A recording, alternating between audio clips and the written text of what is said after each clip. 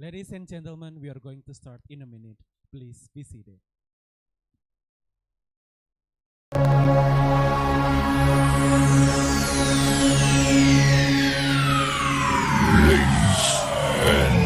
Gentlemen, may I have your attention, please? The show starts in...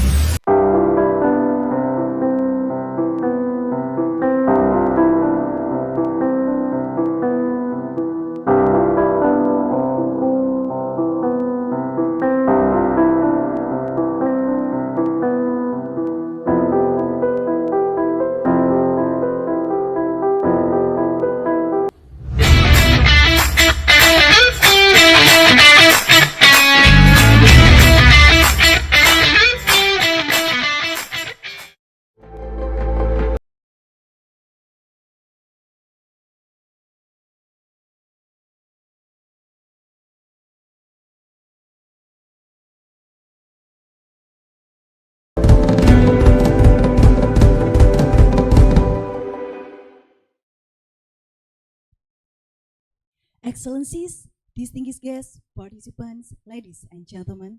Assalamualaikum warahmatullahi wabarakatuh. Peace be upon you. Good morning, and we are delighted to welcome you to the 8th International Conference on Education Innovation 2024, Universitas Negeri Surabaya, Indonesia. Selamat pagi, kami sangat senang menyambut Anda dalam acara The 8th International Conference on Education Innovation 2024, Universitas Negeri Surabaya, Indonesia. Before we proceed to the program today, we would like to express our sincere gratitude to Excellency Director of Universitas Negeri Surabaya, Profesor Dr. Nur Hasan, MKes. Excellency, the Vice Rector of Research, Community Service, Innovation, Publication and Ratings, Dr. Bambang Sigit Widodo.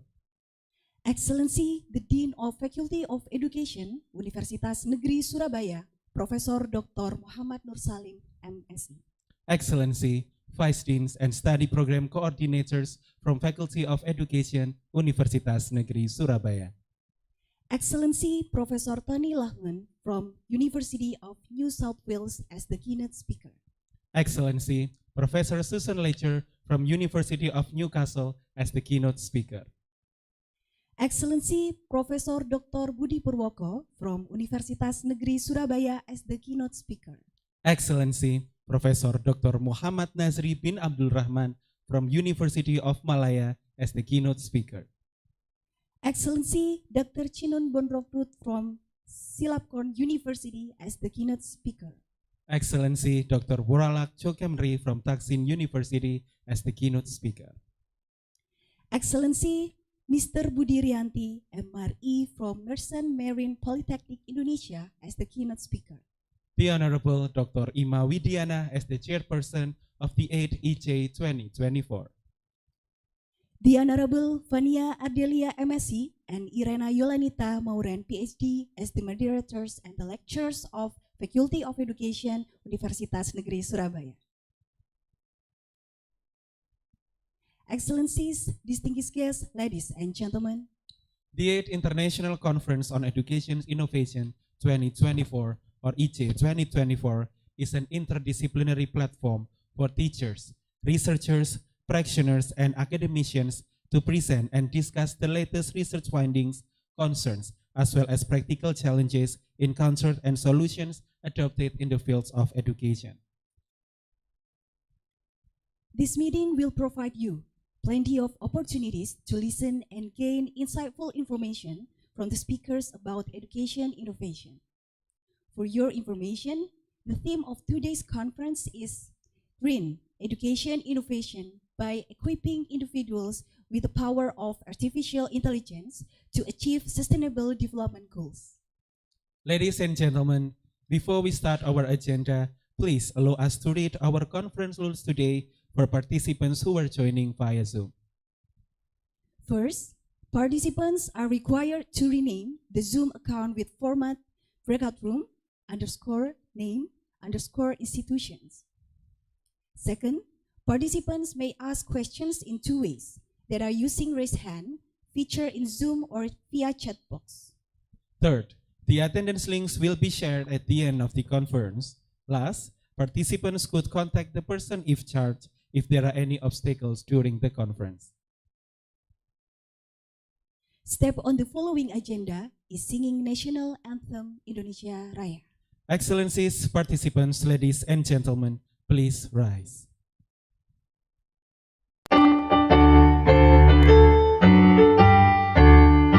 Indonesia tanah airku, tanah tumpah darahku. Di sana aku berdiri, jadi pandu hidupku. Indonesia kebangsaanku, bangsa dan tanah airku. Marilah kita bersatu, Indonesia bersatu.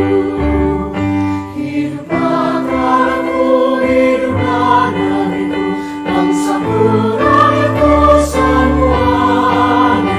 Bangunlah jiwanya, bangunlah badannya untuk Indonesia Raya. Indonesia Raya, merdeka, merdeka, tanahku, negeriku yang kucinta. Indonesia Raya, merdeka, merdeka, hiduplah Indonesia Raya. Indonesia Raya, merdeka, merdeka, tanahku, negeriku yang kucinta. Indonesia Raya, merdeka, merdeka, hiduplah Indonesia Raya.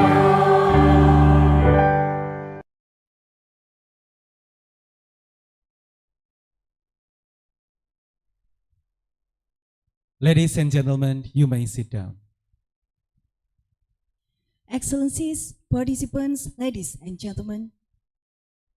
Now we are going to listen the remarks delivered by the Dean of Faculty of Education, Universitas Negeri Surabaya. Ladies and gentlemen, please welcome Profesor Dr. Muhammad Nur Salim, MSI.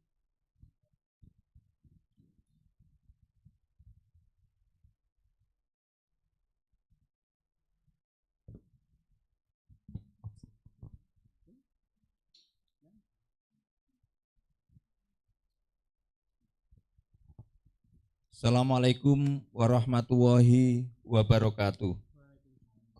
Good morning, ladies and gentlemen, distinguished guests, colleagues, and participants.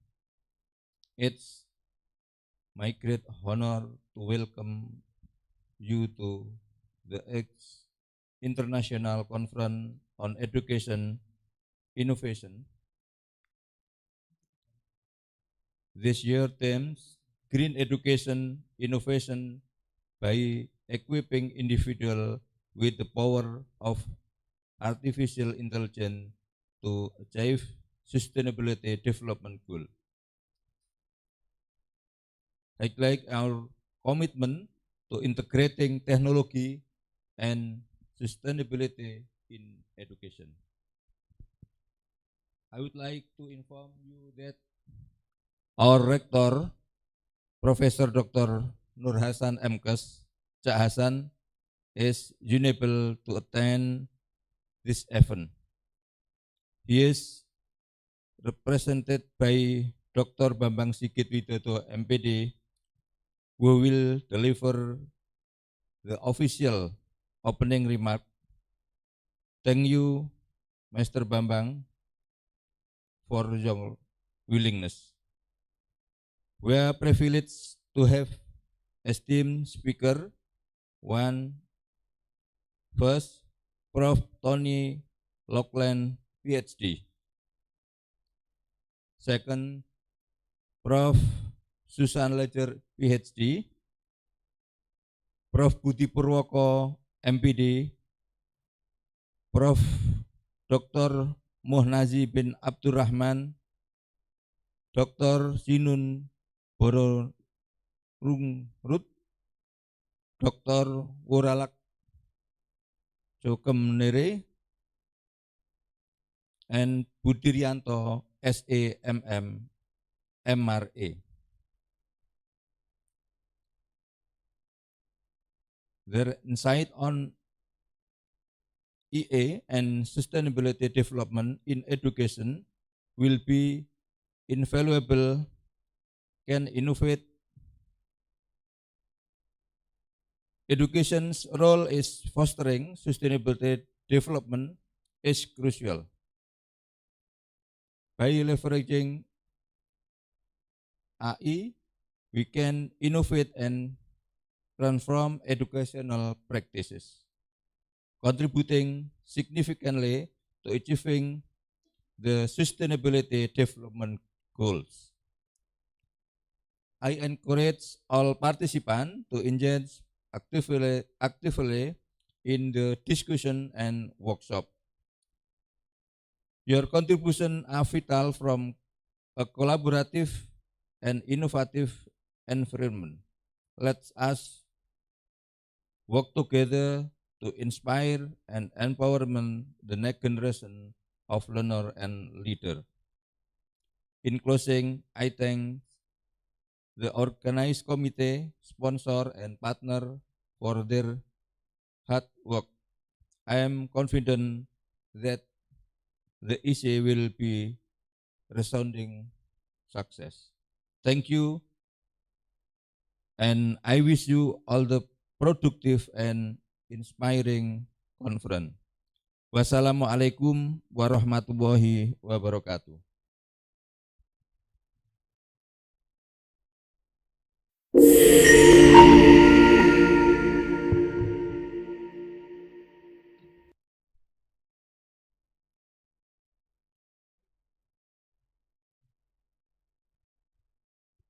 Thank you, Professor Dr. Muhammad Nur Salim, MSc, for the opening speech and remarks.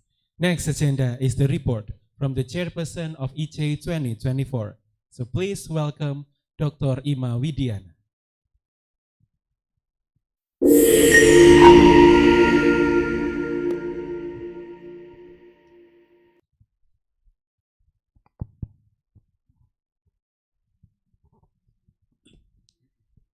Assalamualaikum warahmatullahi wabarakatuh. First of all, let's say thanks to Allah Subhanahu wa Ta'ala because of His blessing and mercy. We can meet together in these events in the National Conference Education Innovations 8 2024 healthy and without any obstacle. Secondly, salawat also salam always be given to our Prophet Muhammad Sallallahu Alaihi Wasallam, who has guided us from the darkness to the lightness. And thirdly, I would like also thanks and the excellency addressed to Professor Dr. Muhammad Nur Salim, MSc, the Deans of Faculty of Education, the excellency Professor Dr. Budi Purwoko as Vice Dean 1, and the excellency Dr. Andi Kristanto, MPD, Vice Dean 2, the excellency Professor Tony Lance, PhD from University of Newcastle, South Australia, the excellency Prof. Susan Lech, PhD from University of Newcastle, Australia, the excellency Professor Dr. Muhammad Nazri bin Abdurrahman from University of Malaya, the excellency Professor Dr. Budi Purwoko, MPD from UNESA, Indonesia, and we also have invited speaker here. We have the excellency Dr. Warala, the director of Warapat School, Dr. Chinans from Silpacom, Thailand, and the last we also have Budi Rianto SAMM from Polytechnic of Maritime West Sumatra. So the third, I would like also thank you so much to all the main speaker and also invited speaker. And I'm standing here, I would like to announce and report that in our conference today, on Saturday, 10th August 2024, we have 269 papers that consists of 44 papers from Universitas Negeri Gorontalo, 38 papers from UPI, 45 papers from Universitas Negeri Yogyakarta, 1 paper from Universitas Negeri Surakarta, 38 papers from Universitas Negeri Semarang, 29 papers from UNESA, 6 papers from Universitas Negeri Padang, 6 papers from Universitas Negeri Jakarta. We also have participants all over the world that consist from Indonesia, Thailand, Malaysia, Australia, and Germany. So give applause to all the presenters who attends our conference today. Thank you so much. And as the chief of the committee of this International Conference Education Innovation 8 2024, I would like to say thank you so much that address to all the committee here who help us that these events can conduct very well. So once again, thank you so much and well, good luck. Assalamualaikum warahmatullahi wabarakatuh.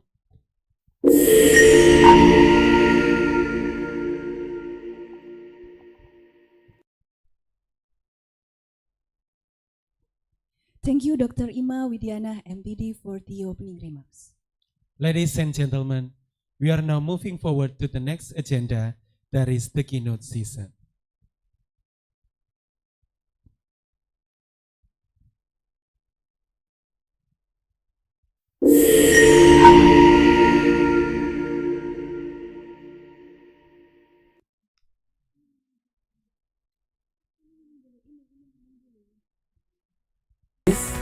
Number 2, International Seminar on Physics and Applications. Number 3, International Conference of Interdisciplinary Research and Studies in Mathematics. Number 4, International Conference on Innovation and New Paradigm of Sustainable Science. Number 5, International Conference on Applied Science and Vocational Innovation. Number 6, International Conference on Social Science and Law. Number 7, International Conference on Research and Academic Community Services. Number 8, International Seminar of Sport and Exercise Science. Number 9, International Conference on Education Innovation. And the last one, number 10, International Conference on Culture Studies and Applied Linguistics. As Vice Rector 3 of Universitas Negeri Surabaya, I am particularly pleased to see the enthusiastic participation of scholars, researchers, policymakers, and students from around the globe. Your presence here underscores a shared commitment to not only understanding the challenges of sustainable development, but also actively contributing to solutions that promote ecological integrity and social equity. Higher education institutions are uniquely positioned to lead the way in promoting sustainable practices. We have the responsibility to educate future leaders, conduct impactful research, and set an example through the management of our campuses. This conference provides an invaluable platform for sharing knowledge, best practices, and innovative approach to integrating sustainable into the very fabric of our educational systems.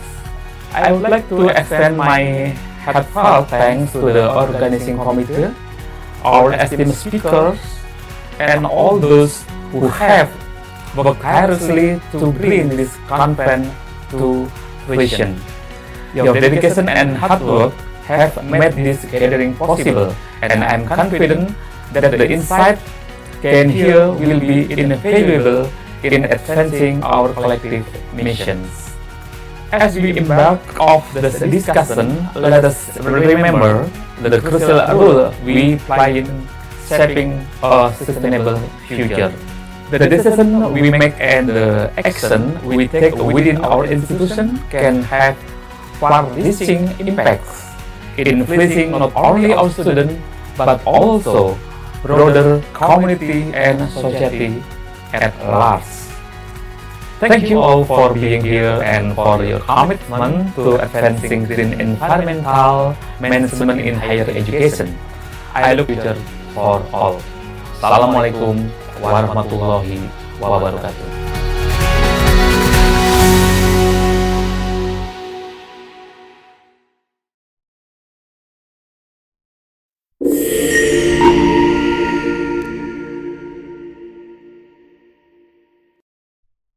Thank you, Dr. Bambang Sigit Widodo, representing our rector to present the opening remarks. And now, for the first keynote sessions, we be led by our moderator, Ms. Fania Ardelia, MSc. She is the lecturer in Psychology Department. And our keynote speakers for these sessions are Professor Tony Laughlin, Professor Susan Lecher, and Professor Budi Purwoko. Without waiting further, to our moderator and speakers, stage is yours.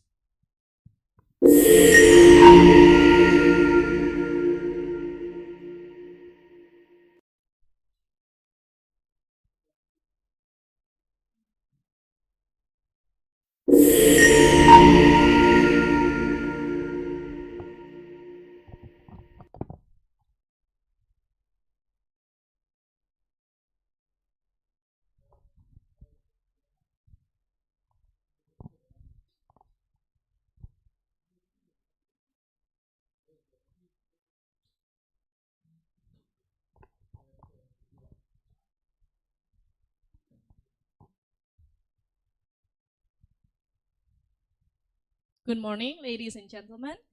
We've come to this first session of the keynote speaker in the 8th International Conference on Education and Innovation. My name is Fania Delia, and I will be the moderator for this session.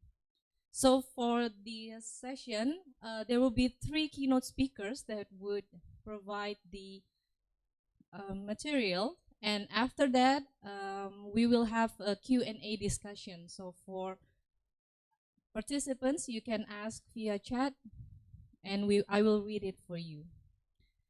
The first speakers for this session is Professor Tony Laughlin, PhD. He is an associate professor and deputy head of school research in the School of Education at the University of New South Wales. And today, Tony will provide material about education and innovation. Professor Tony, can you hear my voice? Yes, I can hear your voice. Yes. Good morning. Loud and clear.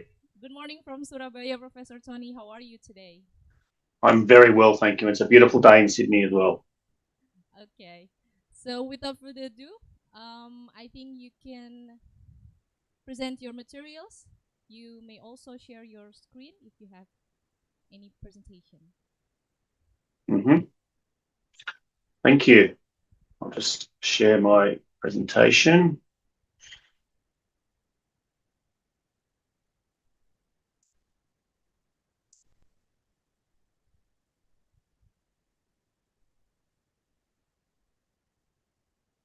Can you see that one? Yes, I can see your screen. Okay.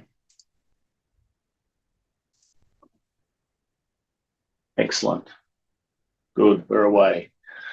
Thank you. Thank you very much for having me, and it's always a pleasure to speak to my colleagues in Indonesia, especially Surabaya.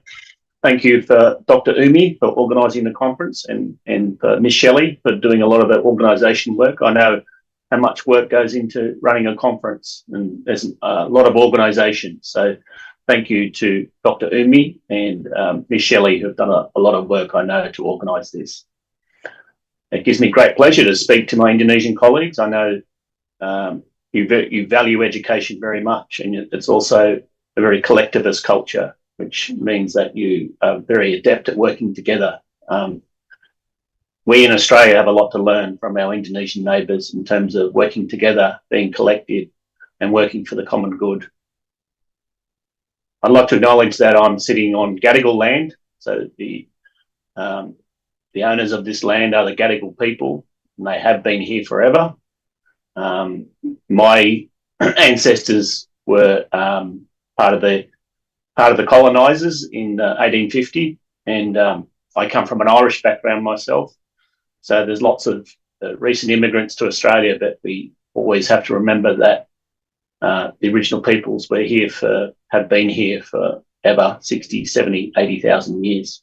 Also, I'd like to acknowledge that our Aboriginal people in Australia had contact with Indonesia many thousands of years ago with the Makassar fishermen who have been travelling to northern Australia for, I think, 4,000 to 5,000 years. So the bond between Australia's First Nations people and Indonesia is much longer than the relationship between what is now known as Australia and in Indonesia. Like I said, it's always gives me great pleasure to work with my Indonesian colleagues. We have over 20 or between 15 and 20 HDR students in our School of Education who come from Indonesia. I'd like to note 2 of them have won awards in the 3-minute thesis competition the last 2 years. Wendy won this year and Junjun won last year. Junjun is now a doctor and his thesis was passed without any emendations whatsoever, which is remarkable. So please keep sending your wonderful doctoral students to UNSW because we love having them. We love having them because they're good people and they value the collective. They contribute to the common good. Which leads me on to today's topic, which is about equity. And you can't achieve with equity without a commitment to the common good. I'm going to address 3 things.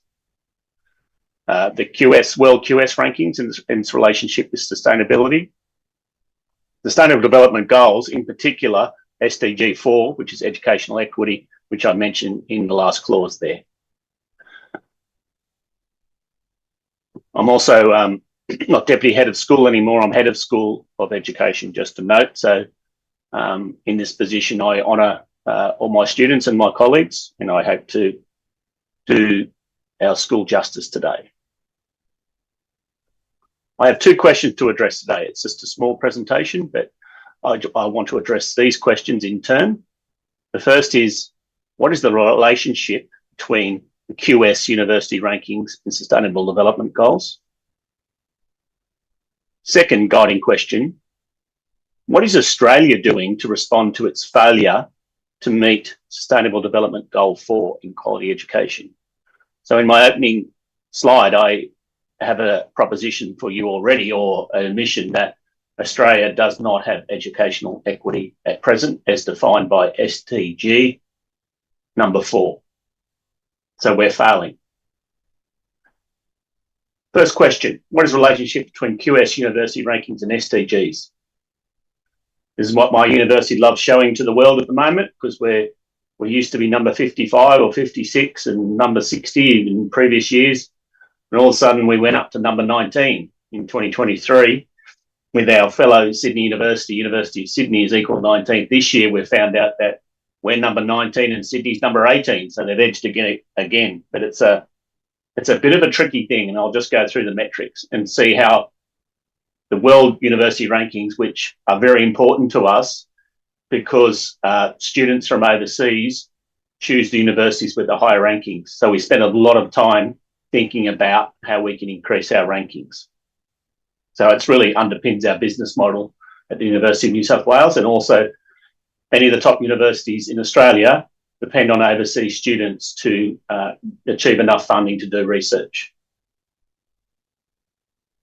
Okay, so what is it about the QS rankings? Why did we all of a sudden increase to number 19, go up the rankings from the 50s? Is that in 2023, they included some new metrics in the QS rankings. They were sustainability, hence why I've included it today, employment outcomes, International Research Network. So employment outcomes have always been good at University of New South Wales because we have a large engineering school, a large school of medicine, and this country needs many doctors and many nurses and many engineers, so they have no trouble getting jobs. And same with our teachers. We have a teacher shortage, so every teacher who is a good teacher and graduates gets a job at the moment. And in actual fact, many of them are working as teachers before they finish their degree as what we call conditionally accredited teachers. International Research Network. So because Australia is such a small country, like I've mentioned previously, we rely on our international links, and we take great pride, and we're honoured by doing research with our colleagues internationally, and that's what enriches such a small country like Australia, who's right at the end of the world. We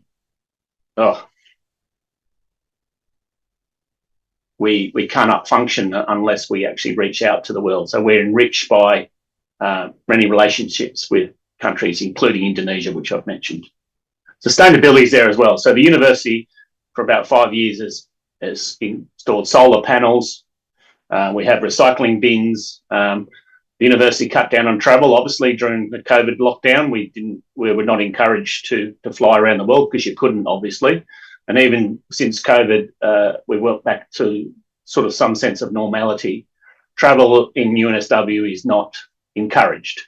So this type of interaction now with the Zoom meeting is the one that is valued because obviously airplanes and flights from Australia use an awful lot of fossil fuel. So we have to be cognizant of that. So hence, we have a strong indicator in sustainability. So we're the second in Australia for sustainability and 10th globally. And that obviously lifts our rankings up. So sustainability is important to us as a university. It's important for us obviously for the future of the world, but it's also important for us in a business sense. So it makes a lot of sense for us to focus on sustainability. Okay, so there's one part of sustainability and how the university benefits at present from paying a lot of attention to the Sustainable Development Goals. So if I just take you out of the university sector now, where I'm proposing to you that the university sector, especially my university, has done extremely well out of focusing on sustainability and Sustainable Development Goals. If I look at my education system, because I'm a school of education and we work with departments of education across Australia, also independent school system and also the Catholic system, we have 3 school systems in Australia. If I ask you to focus on that now, well, that's what I'm focusing on. We do not have educational equity across those 3 sectors and across the country. And here I'll explain why and show you some evidence. First of all, to elaborate on Goal 4, quality education, the Sustainable Development Goals, and I quote from it, to deliver on Goal 4, education financing must become a national investment priority. That's what it says in Sustainable Development Goal 4. Furthermore, measures such as making education free and compulsory, increasing the number of teachers, improving basic school infrastructure, and embracing digital transformation are essential. Okay, so I will, that's the goal, that's what we need to do in order to try to get there, and I'm going to examine how Australia performs in each one of those measures. First case, the provision of universal schooling for remote and very remote regions in Australia. The SDG number 4 says we must have universal schooling. So just like in Indonesia, doesn't matter whether you're in Bima or in Aceh, whether you're in Yogyakarta or Surabaya or Malang, everyone has a chance to go to school. How good that school is and how good the teaching is and how good the resources are is very variable across your country, what I understand, and extremely variable in Australia. So if you focus on remote and very remote regions, so you know Australia, which is sits just underneath Indonesia, is mostly country that's not arable. It's not good for agriculture. It doesn't have the beautiful rich soils of Indonesia. When you fly over Australia, you just really are reminded that it's just a big brown country with a few white people clinging to the edges on the coast. Between Brisbane and Melbourne, there's like a little archipelago of cities and villages, and then you've got a big gap, Melbourne to Adelaide, and then Adelaide to Perth. There's nothing there. There is just remote desert country. So in those areas where we do provide schooling, no matter where you are, the evidence from national testing since the year 2011 has demonstrated persistent educational disadvantage for students in remote and very remote regions in Australia. So there is a compounding factor here as well, which is called intersectionality, which is not only are these children are remote, but they are also disadvantaged because of class, because of income, and they're also disadvantaged because of race. A lot of our First Nations people live in remote and very remote areas, and they suffer from racism, and they suffer from a lack of income and opportunity, healthcare. They have disadvantage across all sectors of society. Here is some evidence from the national testing. So this is the difference in mean score. I'm using writing scores today because I think writing is a really good indicator for schooling success. This is the difference in score between major city and regional students in Australia for writing. So the blue line's year 3. So you've got a difference between 20 and 30 points. And I'll explain what the points mean in a minute and what they mean in terms of growth. But so here is year 3 is blue, year 5 is red, year 7 is green, year 9. And you'll see that the main trend is that it's a flat line. So the disadvantage is worse in year 9. It sometimes gets up to 35, almost 35 points in 2018. But if you just look at the trend line, it means that the difference has not, the gap has not been narrowed. So there's been a lot of rhetoric in Australia about closing the gap in educational equity, despite the fact that we've had more testing, we've changed curriculum, we've tried to train teachers more and more intensive training in terms of explicit teaching and language learning, the gap remains. So here is where I include the last one was, if you look at there, that's regional students. So regional students means a city of Australia, regional centre could be between 50,000 residents and 100,000 residents. And the next one is difference between these students who are living in country centres of, say, 50 to 100,000, and then the remote students who may be living in villages and hamlets where there's, you know, possibly 100 or 200 people. So the differences are greater here. You're talking about a difference between 60 to 80 points. So once again, it's writing scores. 60 to 80 points is quite a lot, which I'll explain in a minute. Once again, the trend lines, it's not important to look at each of the lines, but the trend lines together show a flatlining, which is Australia has tried to address the equity gap. It's said all education departments, of course, you say we're addressing equity, but what they're doing is not working if we take the evidence from the test. Okay, let's do some explanation now. So there's evidence of persistent disadvantage for remote and very remote students, which would puts us in breach of Sustainable Development Goal number 4. For a very, very affluent and rich country like Australia, with only 35, 38 million people, we should be doing a lot better. The average income of people in Australia is quite high. People live well, but people live really well only in the best areas in the best cities, and that's generally on the coast, on the east coast, apart from Sue Ledger's hometown of Perth, which is a little pocket of affluence in the west. Okay, so the difference between major cities and regional areas is 20 to 30 points. So that's 0.75 of a year's progress. So if you're living in Sydney and you're a student, your likelihood that you're 3/4 of a year ahead of other students in regional centres, which may be 100 or 200 kilometres away. So, you think that's 3/4 of a year. That means they're that far ahead, and it grows as they go further into schooling, into the final years.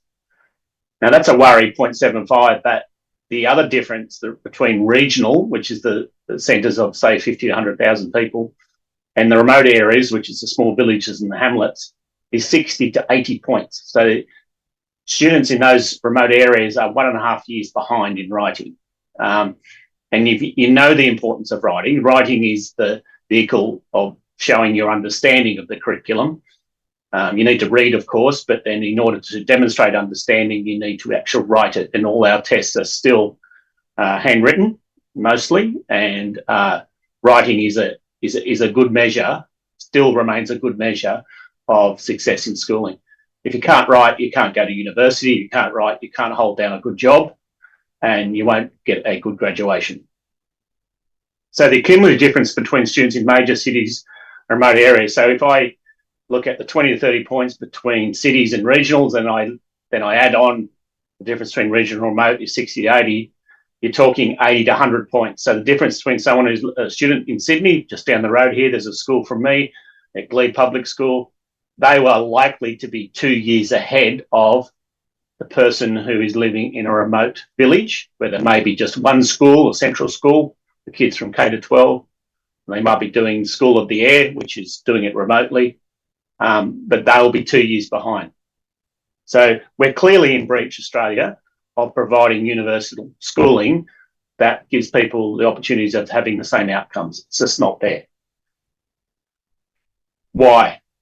You're probably asking yourself why. What does a very rich country like Australia, with good universities and with well-trained teachers, we've got lots of resources to do many things, why can't we get this right? I call it the breach of the social contract. So there is a social contract in terms of universal schooling, and it's been breached because the funding we have in Australia is needs-based, which should mean that the students who are most disadvantaged gets the most funding. But that clear model, which is called the Gonski funding model in Australia, has been skewed somewhat because wealthier independent and Catholic schools get federal funding in our system. So in the city where I live in Sydney, I can visit a school which has basic resources. They might have a lot of temporary classrooms in the playground. That will be the public schools I visit. They'll have just enough staff. At the moment, sometimes they don't have enough staff and students will be sitting outside with no teacher, just being supervised under a shelter. And then I'll go, say, I could move 5 miles away or 5 kilometres away to another school, and the school will have better resources than my university in terms of gymnasiums, theatres, halls, beautiful grounds, lots of staff. So it's very obvious to me that there's a lack of equity in the provision of schooling, because we do choose in this country to fund Catholic and independent schools as well, who have their own resources to begin with. Remote areas in Australia, another reason why we have the breach of the social contract, a lack of equity. Remote areas have lower average incomes and poor access to basic services such as healthcare, fresh food, and reliable water supply. If you're living 300 to 400 kilometres away from a major centre, some people live 500 to 600 kilometres away from a hospital. If they live in the desert, there'll be less supply of fresh water. There'll be less fresh food, and what the food they get is transported in, and it's probably not of the same quality, and it costs much more. So, you have what we call these food deserts. So education is just another service of the government that is not prevalent in these areas. So it is structural poverty, we'd call it. There is a lack of access to all services.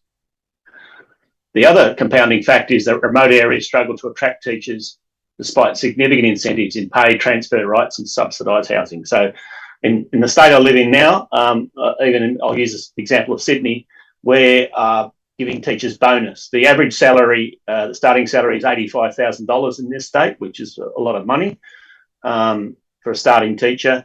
The experienced classroom teacher is probably on about $120,000 Australia a year. And we offer bonuses. So if you go into a school where they've struggled to get a teacher, you will get a sign-on bonus of between $10,000 and $20,000, and you'll get bonuses for staying there for 1, 2, or 3 years.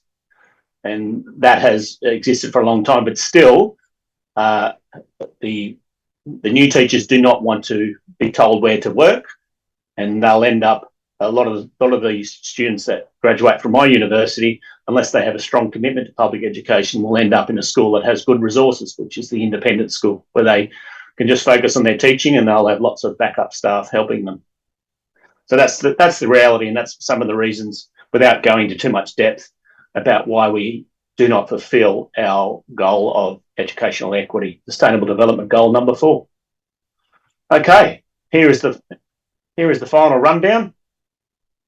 Okay, quality education needs these things, and I've mentioned this earlier on. So in the Sustainable Development Goal literature, to deliver on Goal 4, you must have educational financing must become a national investment priority. Yes, we do have it is a national priority. We have federal funding, and there's a strong focus.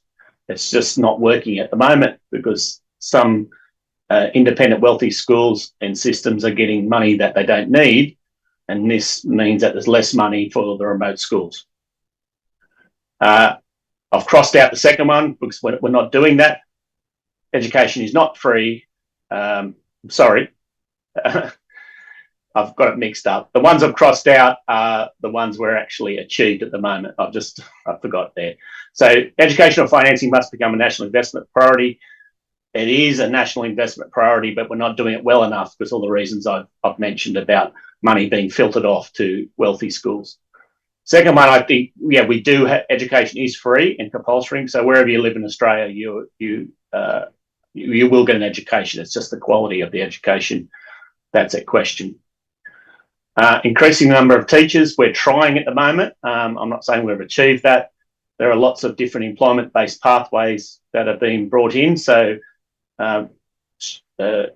student teachers, trainee teachers are being offered placements in schools for 2 or 3 days a week so they can get some employment while they're doing their teacher education in our universities. So we've seen a rise of so-called programs like that, Nexus, Grow Your Own Teacher, in order to meet the teacher shortages in remote and regional areas. Improving basic school infrastructure, I'm saying yes, we have done that.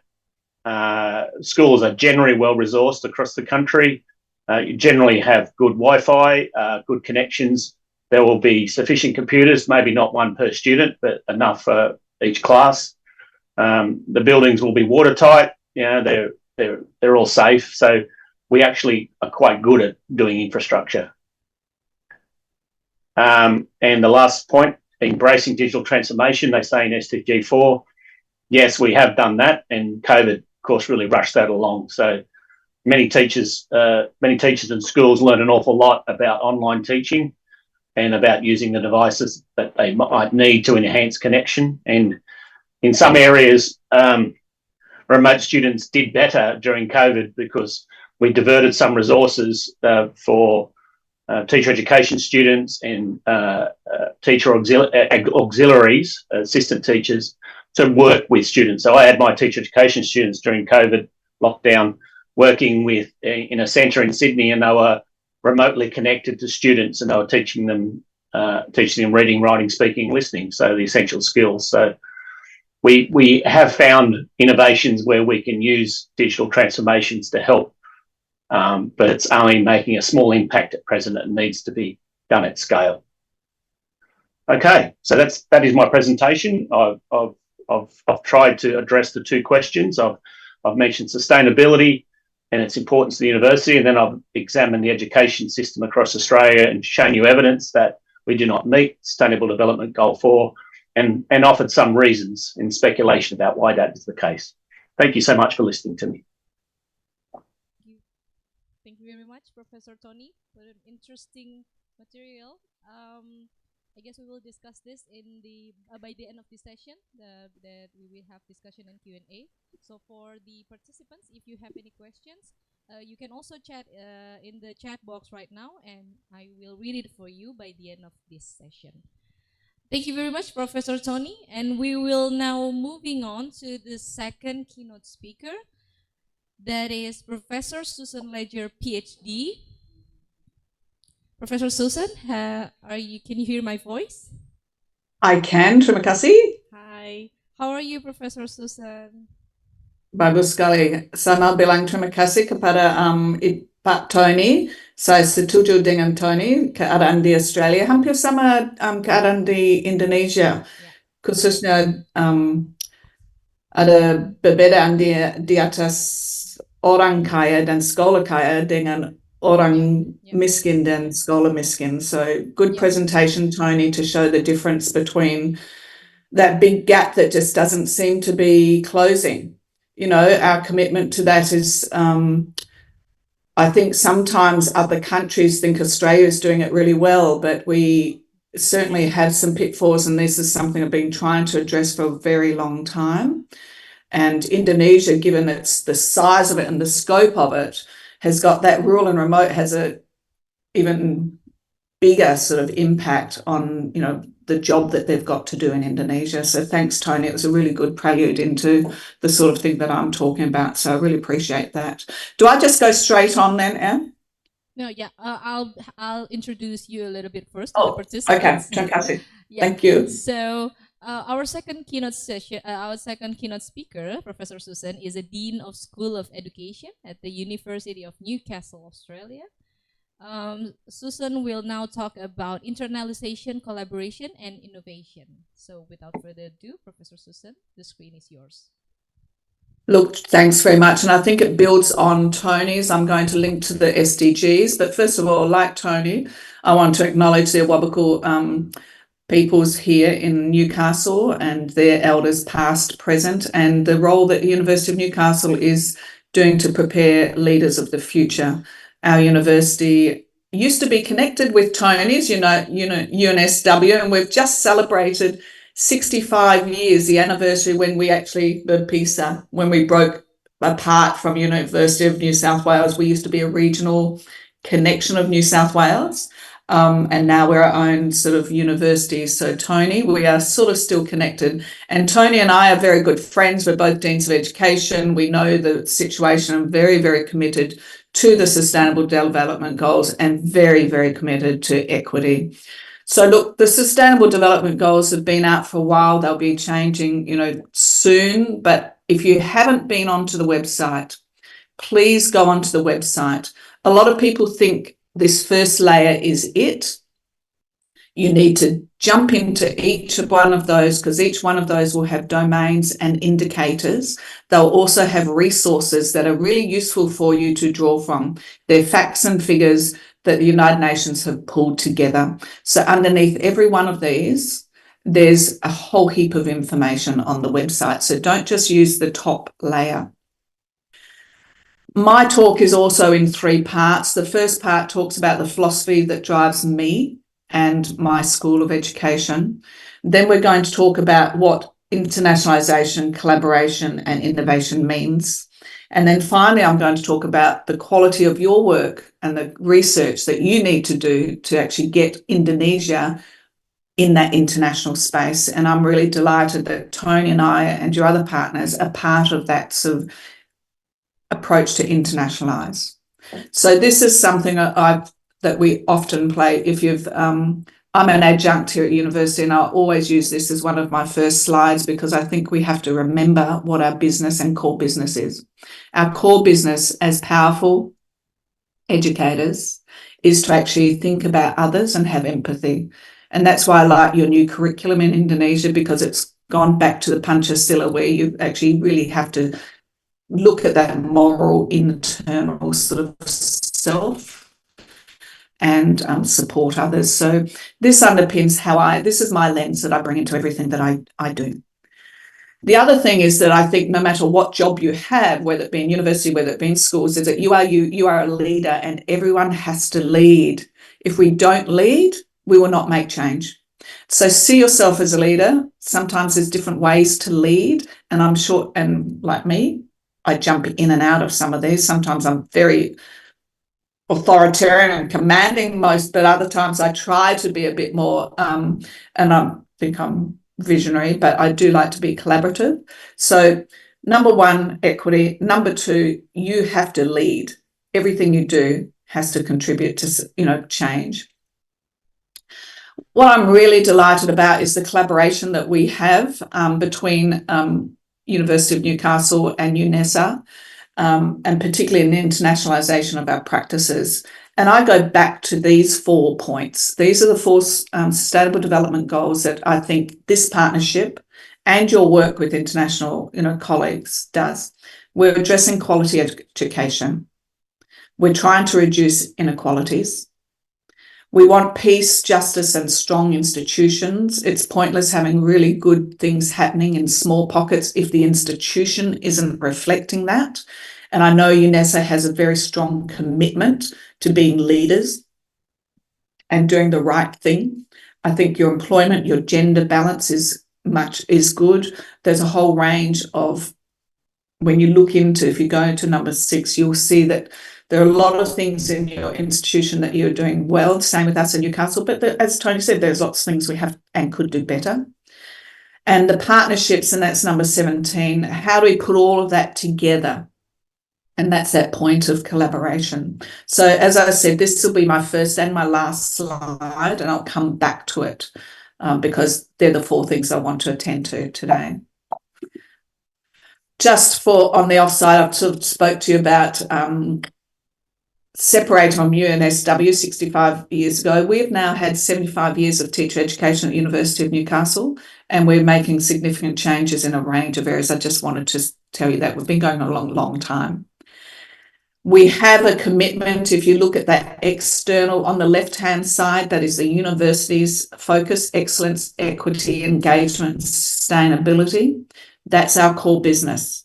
And then on the right-hand side, that's my School of Education's core business. We want to lead, we want to research significant things, and we want to teach Indigenous knowledges. We also are very much focused on learning. I think sometimes at the moment we're too focused on cognition rather than cognition, the affective domain and psychomotor domain, fit, healthy, mind, body, and heart, really important. Emerging technologies is at our core, and that integrates across all of our areas. And we have 4 research centres. We've pulled everyone together and we've said, okay, here are our pillars. This is what makes us who we are. And they're our 4 pillars: teaching, ed technologies, Centre for Active Living and Learning, and leading learning for inclusive and ethical futures. They're our areas of strength. We don't try to copy anyone else. That's who we are, and we're very proud of it. We have a quality teaching program within what we do, and we're very focused on active living and learning. So that's who we are. And I think if I look at UNESA, who are you? And who are your schools and your disciplines? And if we can't answer that, it's very hard to make any progress forward. So that's my philosophy, but I thought I'd start with the philosophy and what underpins what we do. In Australia, we are in a massive teacher shortage, but I just want to show you the sorts of numbers that we have in University of Newcastle. 2022, 2023, you'll see the COVID slump, but we're now back up to where we were pre-COVID. We've got a few programs and things, but it's good to see. But even with those numbers, we have a massive teacher shortage, as does Indonesia. And the last information I heard was that Indonesia started the school year with 1 million teachers short. And so they've got all sorts of people teaching, and that has major impact on our students, and that widens the gap that Tony was talking about. This is our research in the University of Newcastle. This isn't the School of Ed, this is overall, and I have to say just sneakily that School of Ed ranks higher than most of these in general compared to overall. Now we're moving on to that notion of internationalising, collaboration and innovation. I don't think we can internationalise without actually realising who we are. We have to localise, internationalise through localising. And I'm a big believer in place-based education. So that's my starting point. What's that look like? You guys are doing some fantastic things. I think the civic engagement that Indonesians do with their community far exceeds what we do in Australia. And we could have some real lessons, take some lessons on the work that you do in civic work within your communities. And it is fundamental to developing strength-based education. Our collaborator, so this is a collaboration in internationalization and innovation. At the moment, for those that don't know, we have got our collaborative endeavours with the School of Education is joint research. We're doing joint publications. I'm running writing workshops. We've got teacher and student exchange, and we're trying to expand our disciplinary partners into sports and health. You've got medicine as well. So we're spreading that sort of linkage through. And that collaboration is a commitment to the long-standing partnerships that we've had, and I know Tony, UNSW has as well. Our innovative practices, which UNESA has tried, is the simulation education. I've been sort of pushing that in Australia, and Neni in the School of Education has certainly been we've done some trial research over there, and there's been some great results. We've had the publication as a result of that. If you want to see an article that summarises all of the innovative practices related to simulation and emerging technologies in teacher education, go to that link down the bottom, and it's a shortcut and sort of links you to all the research that's around it. So we have innovative practices. Unfortunately, though, it's only in pockets. of our 40 universities, there'd be about 5 universities that are doing these things. And I think it's an area of expansion, and that's another myth. So I think the first myth is that we do more innovative practices. They are myths. We're all in the same boat. We're all struggling with trying to get these things fast-tracked. Sorry. These are some of the things that when I talk about technology, Sim School, Sim Teach and Sim Cave, they're the 3 technologies that we use, because technologies are used for different purposes. I don't know if I've got enough time, but I'll see if it works. This is only a minute. We're using simulation here And some of you have seen this. to, first of all, introduce our students to the skills of teaching, but also support students as they develop their teaching skills. We've got Sim School, Sim Teach and our immersive Icei. They all do slightly different things, give our students different opportunities to harness or future-focused skills and attributes, which prepare them to be work-ready graduates. Sim School is a web-based artificial intelligence engine which gives the students opportunities to practice lots of different classroom management strategies. They get to learn how to sequence, program, they can respond and reflect on their own pedagogical practices as well, and it's preloaded prompts into an artificial intelligence engine. Sim Teach, on the other hand, is where the students get an opportunity to do a micro-teach. For a number of years, we've been using Sim Teach to help our students develop their skills, where our students do small lessons to a group of avatars. They've actually got live actors behind the avatars in that particular platform. So the avatars respond to the students' commands and instructions and prompts in real time, which makes it a very, very different experience from Sim School, where they actually choose from a list of pre-selected commands. There's also a parent conversation that our students can have and an interview with the principal. And so the idea is they're practicing scenarios and it's interactive and it feels very real indeed. The Icei is an incredible space. It's an immersive space where students can actually travel to remote locations. They can experience different types of schooling environments. They also can become co-creators of the digital technologies here. So it's not just being passive consumers of the technology, they're actually becoming architects and co-creators, which actually they can then use it to embed in their own pedagogical practice. We're really building teachers for the contemporary educational context. So there are just some examples of the 3 main technologies that we use, because we feel as future educators, we have to be ahead of the game. So we have to be very comfortable and familiar with the technologies that are around us.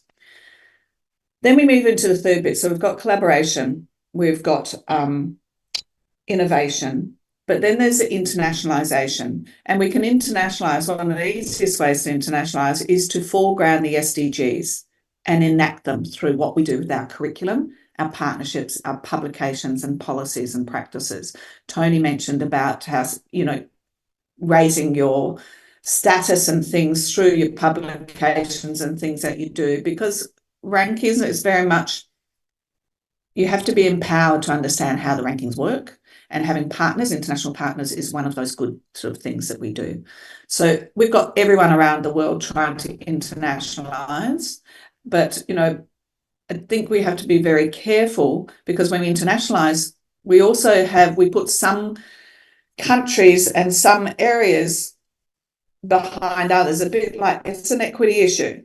How can we rank Sydney University or, whatever with a Indonesian university when they're not producing English, they're not publishing in English-speaking journals regularly, etc.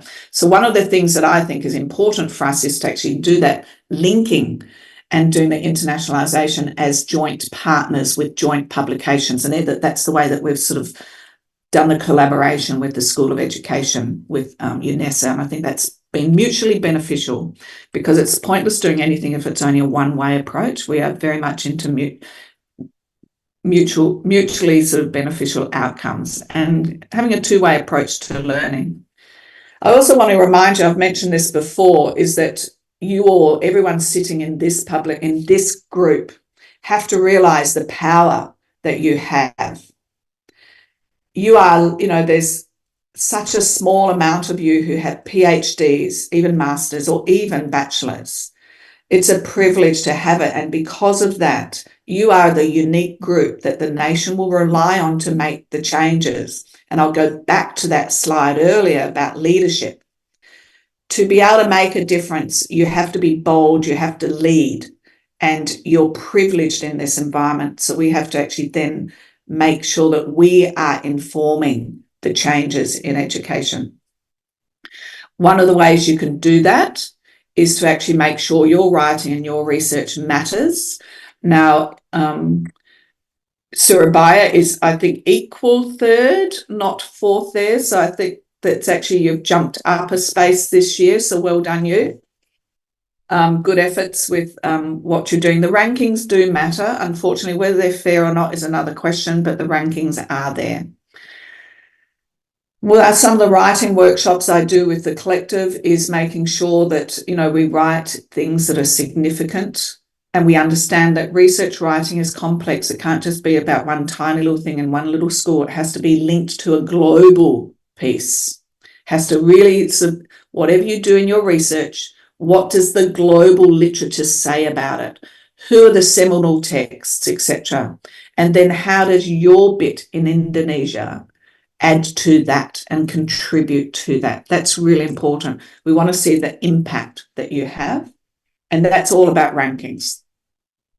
You need to promote your work through a whole range of social media sites. Your conversation is very important now in Indonesia. So if you haven't once you publish your research, make sure you put something in the conversation, make sure you promote it in all the different metaphors so people can see what it is.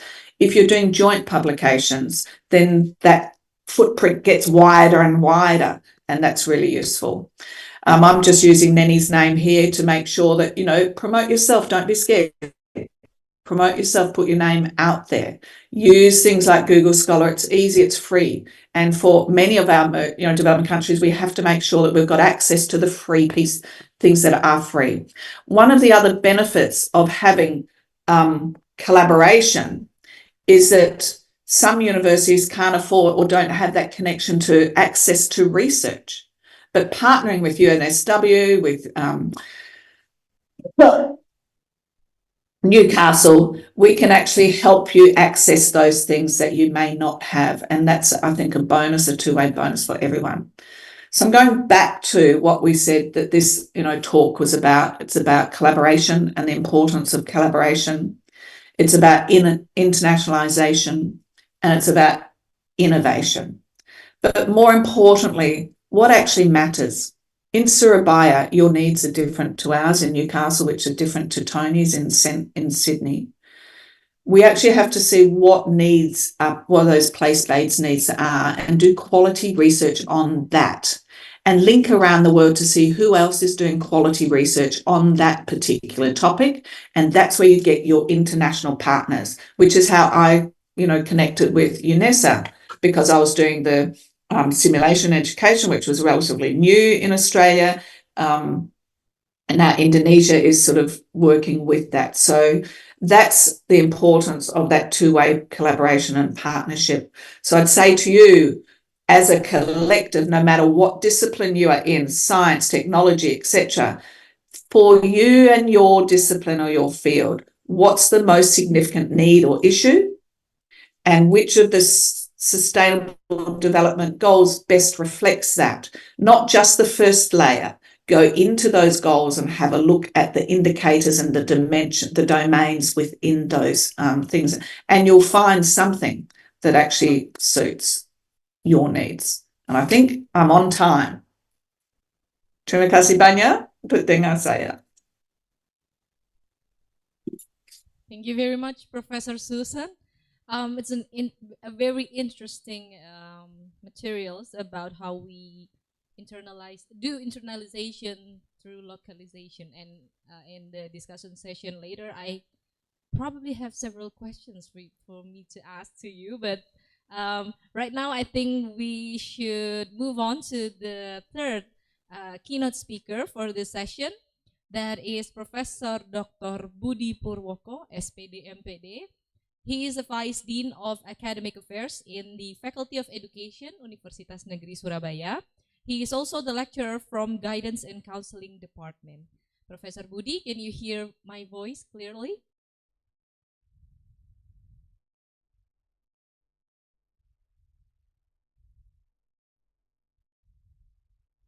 Professor Budi? I cannot hear your voice. Okay, thank you, Bu Vania. Yes. This morning, yeah. Yes, Professor Budi, how are you today, Professor? Okay, I'm fine. Vania. Okay, so Professor Budi will be talking about conflict resolution service from guidance and counseling to construct a peaceful school climate. Yeah. Okay, to Professor Budi, the screen is yours. Okay, thank you, Bu Vania.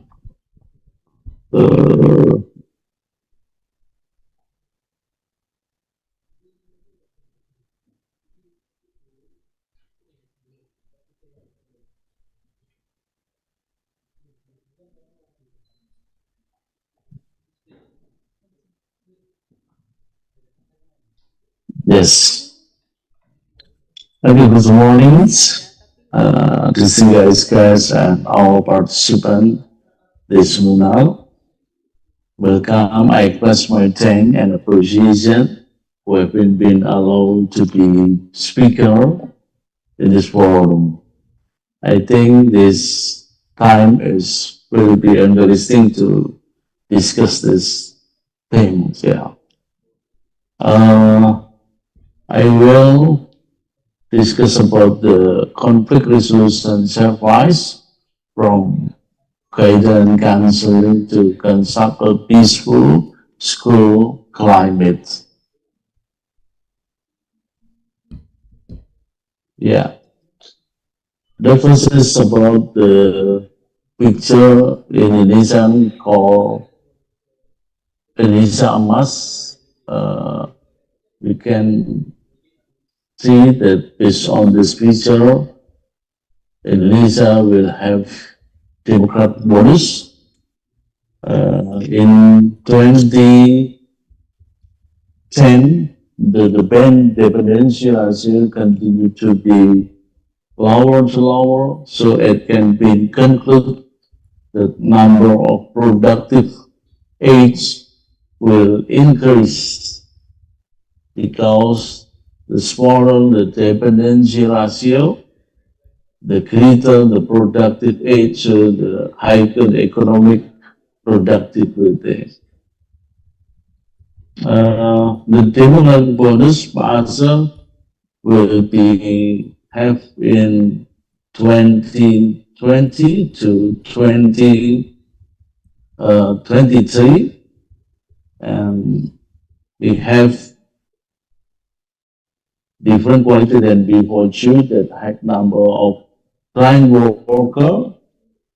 So this assumption is that level of education must be higher that in the year. Yeah. Okay. Based on this democracy bonus, we think that qualified human resource are the successful key to Indonesia Emas by 2045. Conductive school climate has the potential to produce students with high achievement, excellent and excellent character. A peaceful school is a school that can create a safe, comfortable social ecosystem without violent, bullying, and destructive conflict among students.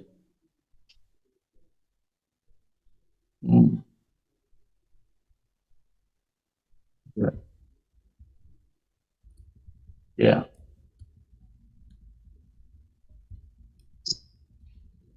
The following data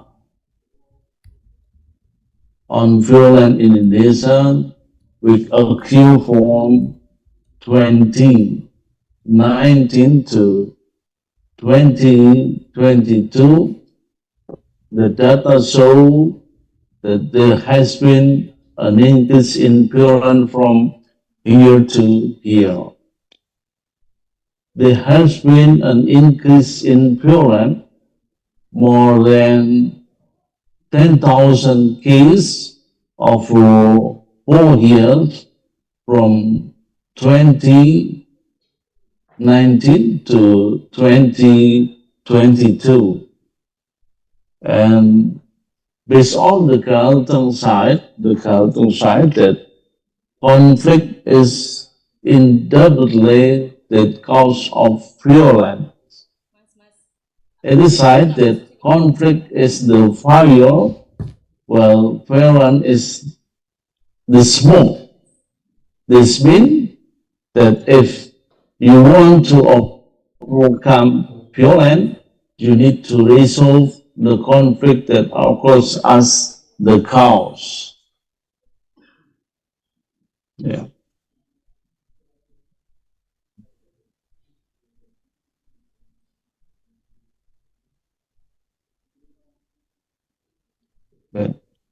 In turn, the problem of violence in school also occurs in various countries. Based on the picture, we can see that violence is highest in the Philippines in 64.49%, and in Indonesia we can see in 41%.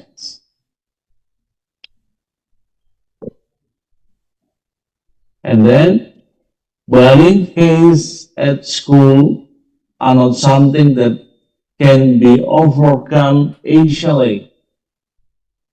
It's evident by the increase in bullying case in school to count 2023, which also caused several fatalities. According to the Program for International Student Assessment, released in 2018, Indonesia occupied the 5th position after Morocco in the statistic of students experiencing bullying, beating, and 5 other countries such as Jordan, Russia, and Malaysia, also Azerbaijan.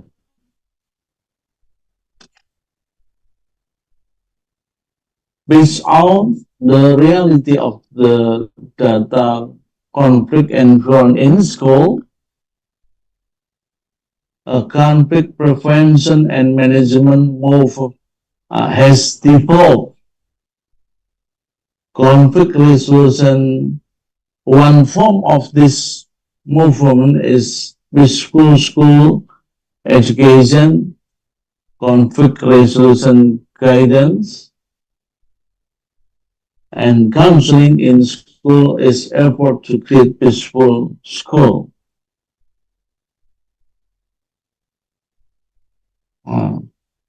This picture about organization, guidance, and counseling in Indonesia.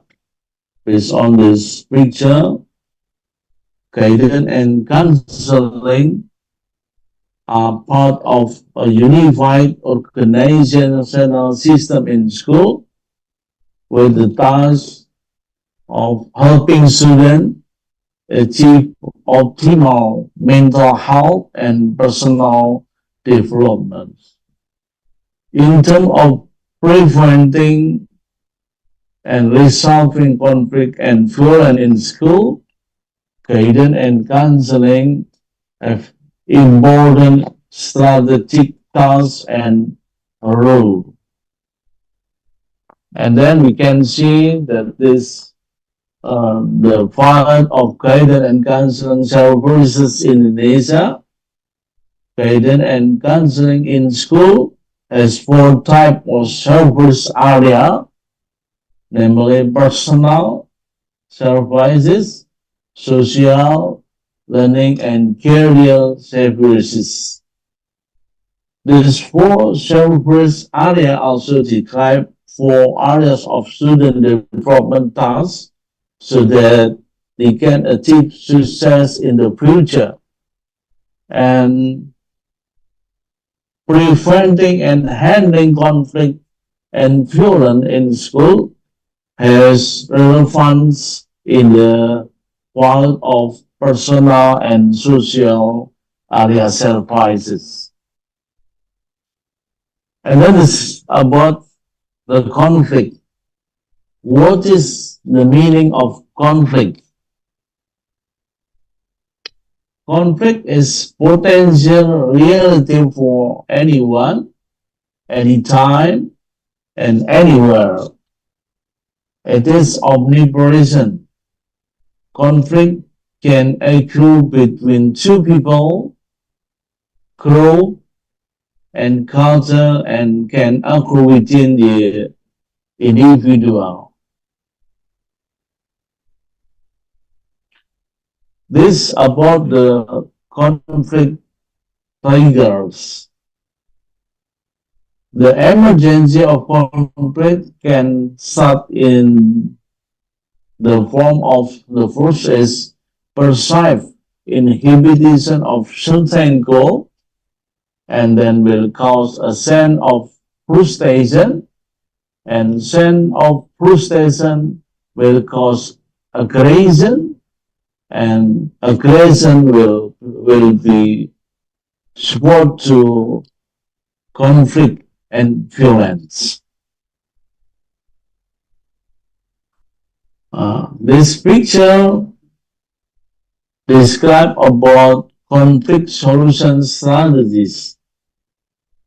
There are 5 categories of conflict resolution strategies, namely accommodation, avoidance, collaboration, compromise, and authoritative command.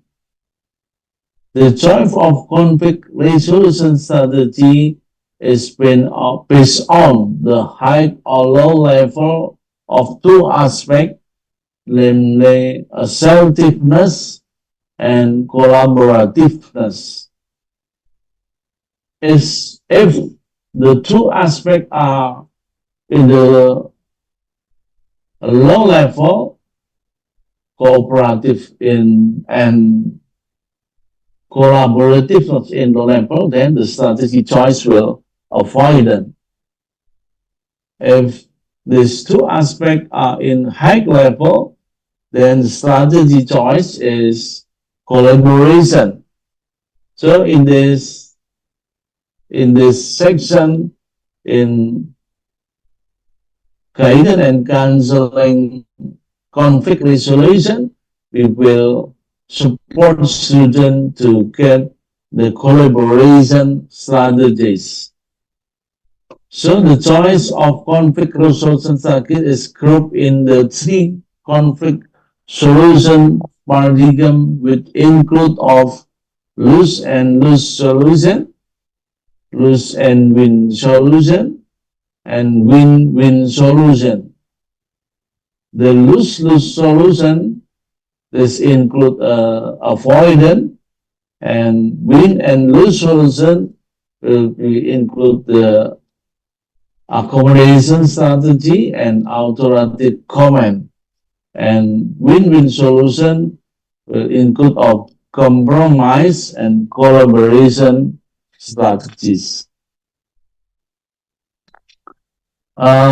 This about the conflict component. Based on the Galtung theories, here we can see that the component of conflict are depicted on the ABC triangle, with point to attitude, behavior, and contradiction. The aspect will be influence the strategic will use in the conflict solution and or conflict resolution. The urgency of conflict resolution was shown as in the recent survey in the 700 high school students in Surabaya. They're showing that many as 82% of students have been experiencing in internal conflict. Conflict resolution in school tend to be burdened as security and punishment. So this opposite with conflict resolution program. School-based program pattern manifests in peace education and conflict resolution, known as education for non-violent and conflict resolution. This picture about the comparison of constructive and destructive conflict solution. We can see that there is the constructive and destructive solution, and we can see that a good conflict resolution approach is patterned in the assertion approach.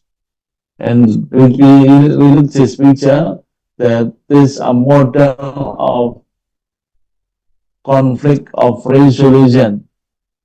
Yeah. There are a good conflict resolution is on this picture.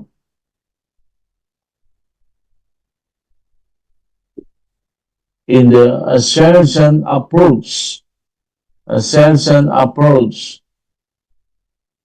yeah, there are three conflict strategy as avoidance, assertion, and aggression. But in the conflict resolution program, assertion will be choice. In the assertion approach, this include of negotiate, mediate, arbitrate, and litigate.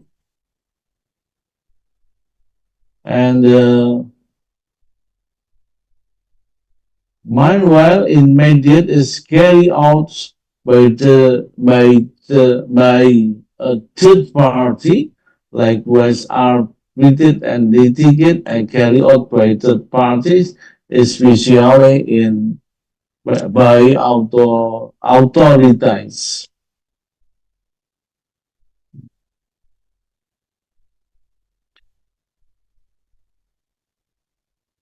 Yeah. The following program can be used by school counselor in conflict resolution program in school, including group guidance and counseling that will be held in the classroom, peer mediation program, conflict resolution counseling, PBO education, and social drama conflict resolution. So this some strategy in guidance and counseling can be adopted to give surprise to students in terms of guidance and counseling program. Yeah. In terms of preventing students from experiencing destructive interpersonal conflict, counselors have developed a packet of guidance and constructive interpersonal conflict resolution skill in Indonesian we call it mechanic for high school students. Yeah. This package book consists of part, namely the basic concept of interpersonal conflict, building collaborative negotiation, carrying out mediation, and decision making in conflict.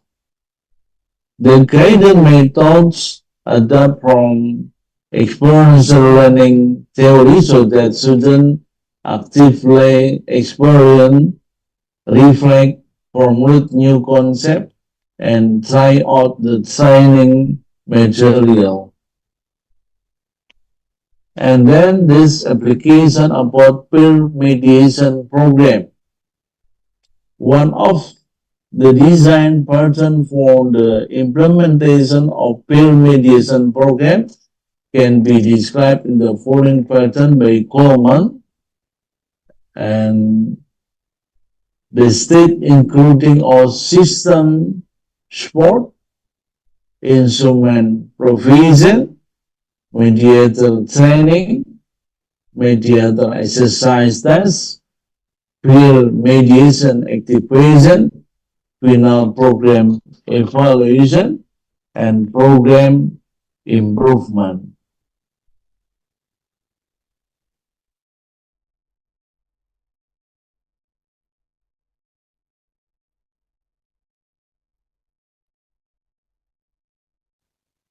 This picture is about the counseling is psychological therapeutic procedure as the main objective of changing the perception of conflict to increase positive play, transform competitive attitude into collaborative one, and changing the way of conflict resolve from win-lose paradigm and lose-lose paradigm to win-win conflict solution paradigm. And then get constructive conflict resolution result.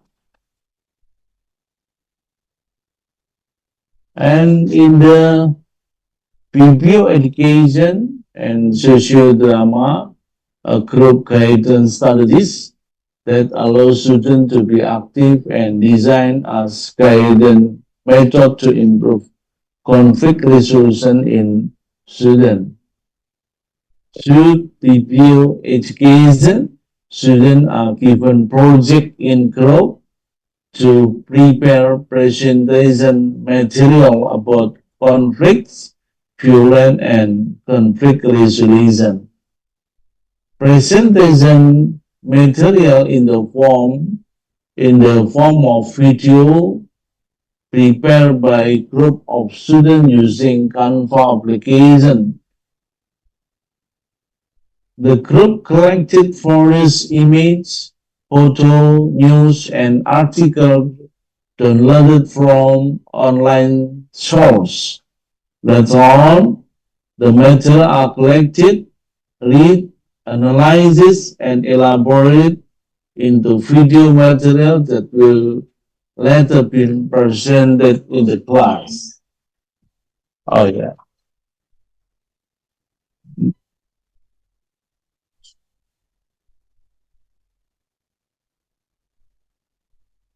Yeah, this about the result of conflicts resolution guidance and counseling intervention. You can see that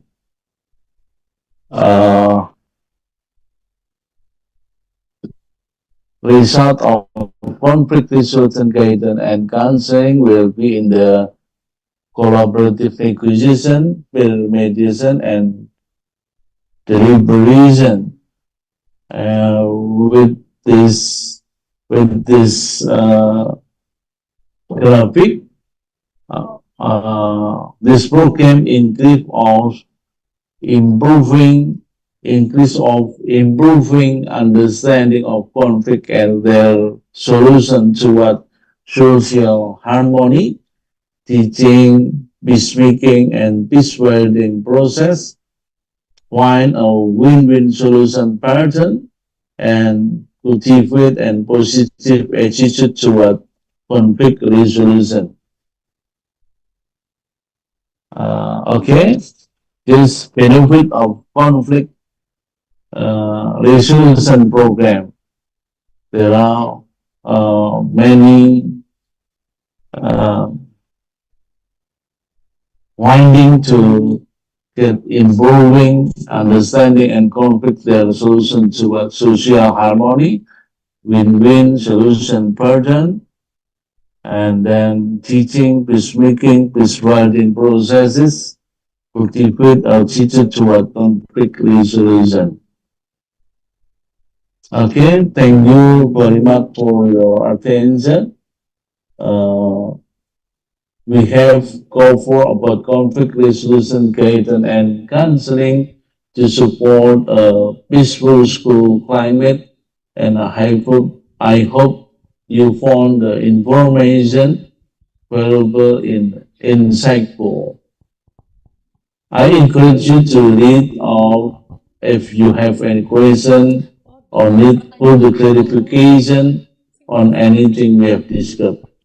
Your feedback is also important, so please don't hesitate to share your thoughts.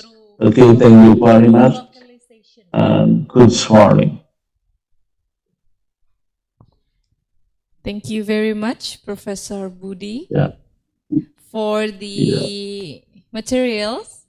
So we're moving on to the discussion and Q&A session. So for participants, if you have any questions, please feel free to chat in the chat box and I will read it to you.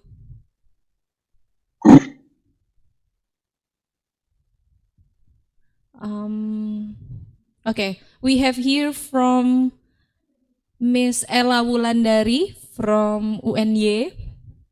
The questions directed to Professor Tony.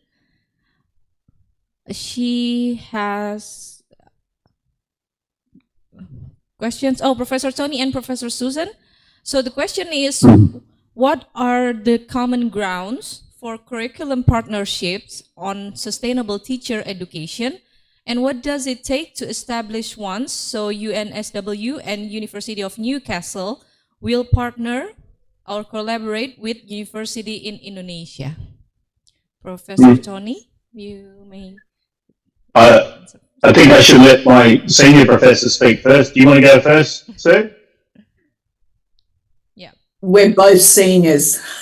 You're saying I'm old. You're saying I'm old. I'm just, as a measure of respect, I'm very okay. Professor. And I'm just terima kasih banyak untuk datang ke Newcastle. Yeah, I'm hoping you had a good time. The ATIA conference is a really important one. I think collaboration with conferences like that is really good, and to have an equivalent one in Indonesia where we can come to you rather than sort of online, I think would be a really useful. I think we'd get Tony, I know you'd have a group, I would have a group that we could sort of certainly come across to make it an international sort of face-to-face one, which I've done before in Indonesia. But collaboration, I mean, the important thing is, I said in my talk, we all do different bits. Each of our universities are strong in different bits. And so depending on what your bit is that you want to link with, that's how the starting point is what that bit is. Now, Tony and I were luckily, we both love professional experience, very interested in professional experience issues. And that's, you know, our pre-service teachers going into schools and how we can better prepare them for that experience. We are both very focused on equity and very focused on regional and rural, you know, education. I'm very focused on simulation in teacher education, and that whole person, the effect of the psychomotor and the cognition piece that I think all our teachers need to really work on, because if we only look at our students as cognition, you know, empty vessels and not as a whole person, I think that's bit detrimental. So we would be happy to meet and sort of collaborate on any of those. And if it's a joint venture between UNESA, UNSW and University of Newcastle, that's even better. What sort of things were you thinking of, Ella?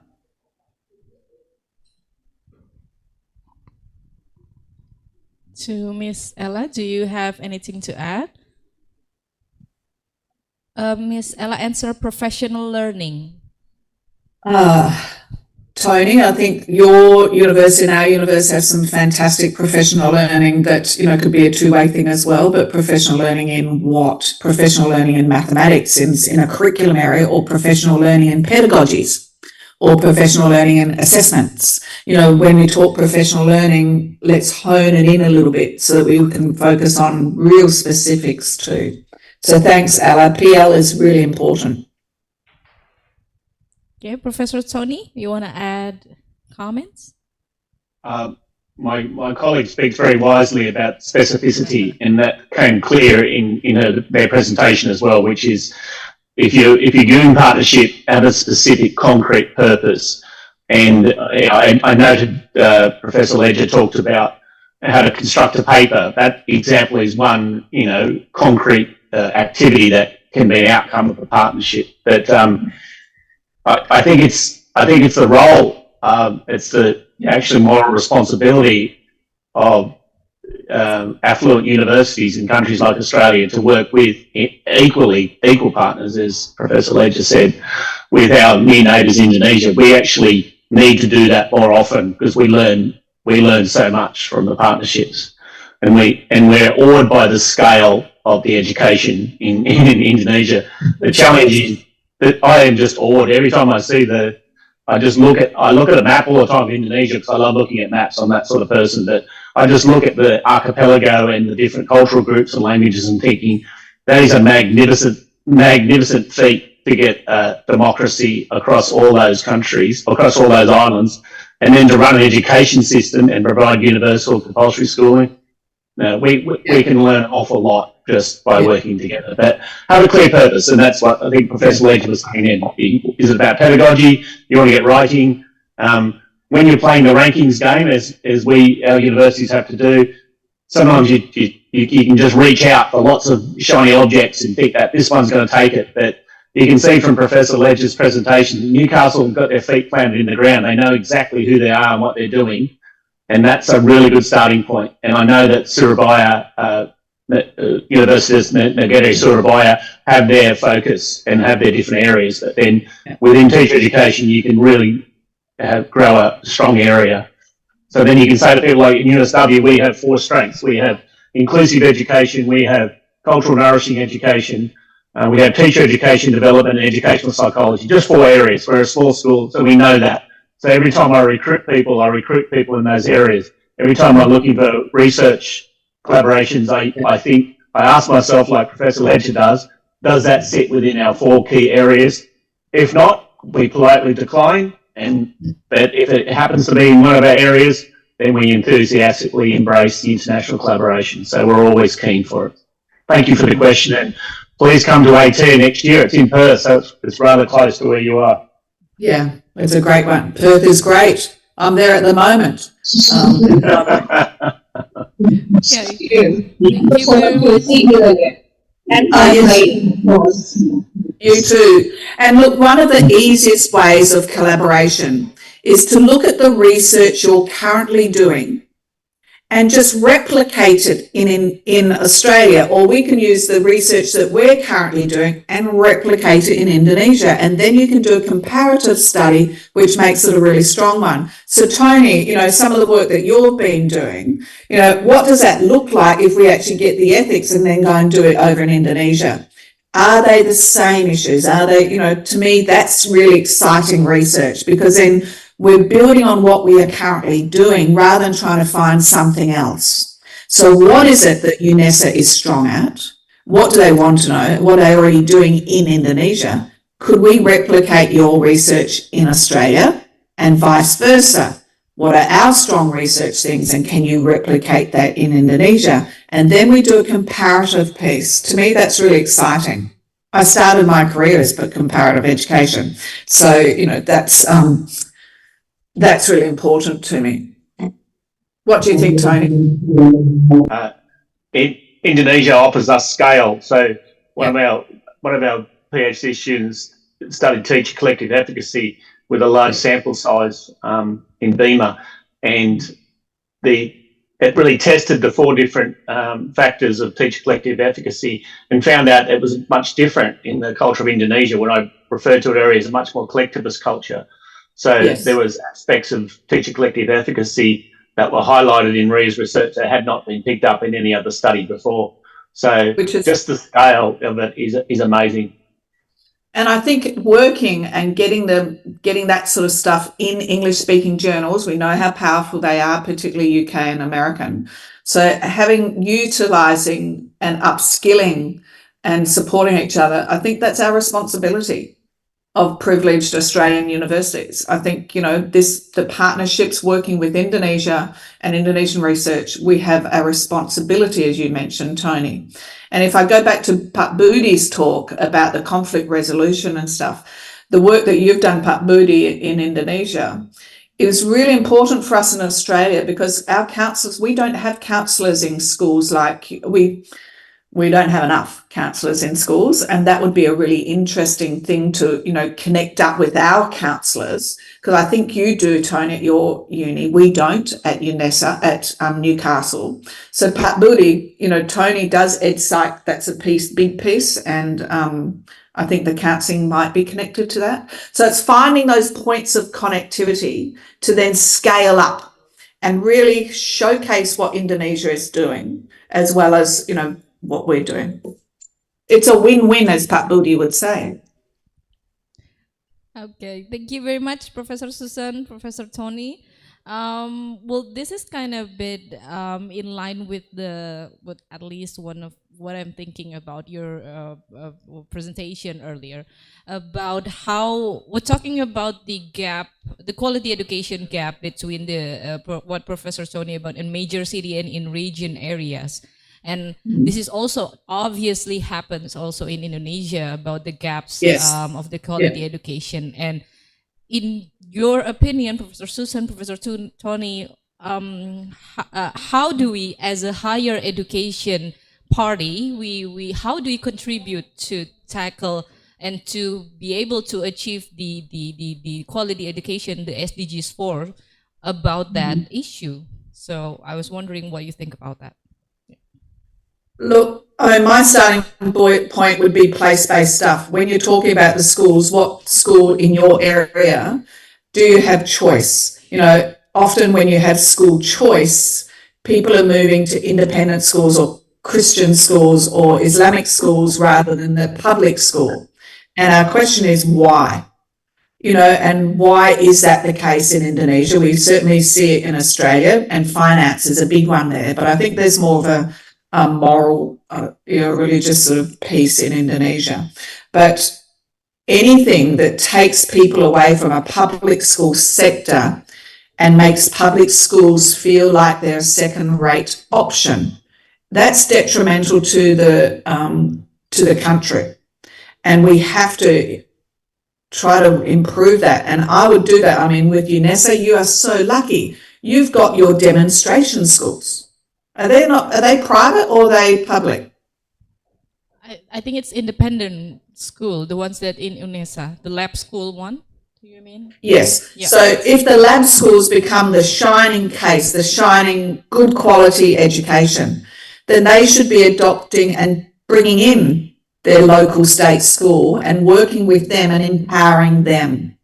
I think that's the only way, so that, you know, they're seen to be working with the state system, not against it. To me, we're not going to get rid of private schools or independent schools, religious schools, etc. So if that's not the case, then we have to use that differently, and we use it by partnering up with people in your local community, schools in your local community, to show that education is a collective. Because as Tony said, that's what Indonesian is, you're a collective or group. And also this is in line with how our culture in Indonesia still thinks, and probably will always think, that international education system is better than the Indonesian education system. Therefore, even in higher educations, we prefer to go to study abroad rather than to go to our own university in our country. So I think that's in line with that. And that's not just unique to Indonesia. Well, you know, Australians want to go off to Oxford or go off to whatever. There's always that sort of desire that everything else is better rather than at your own backyard.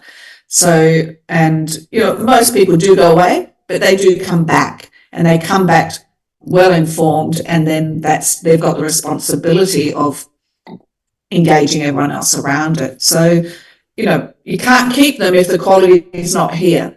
And so that's why the country has to make sure that this quality is in the schools and the universities. And your universities are certainly rising above. I mean, look at UNESA has jumped like 100 spaces in the global rankings.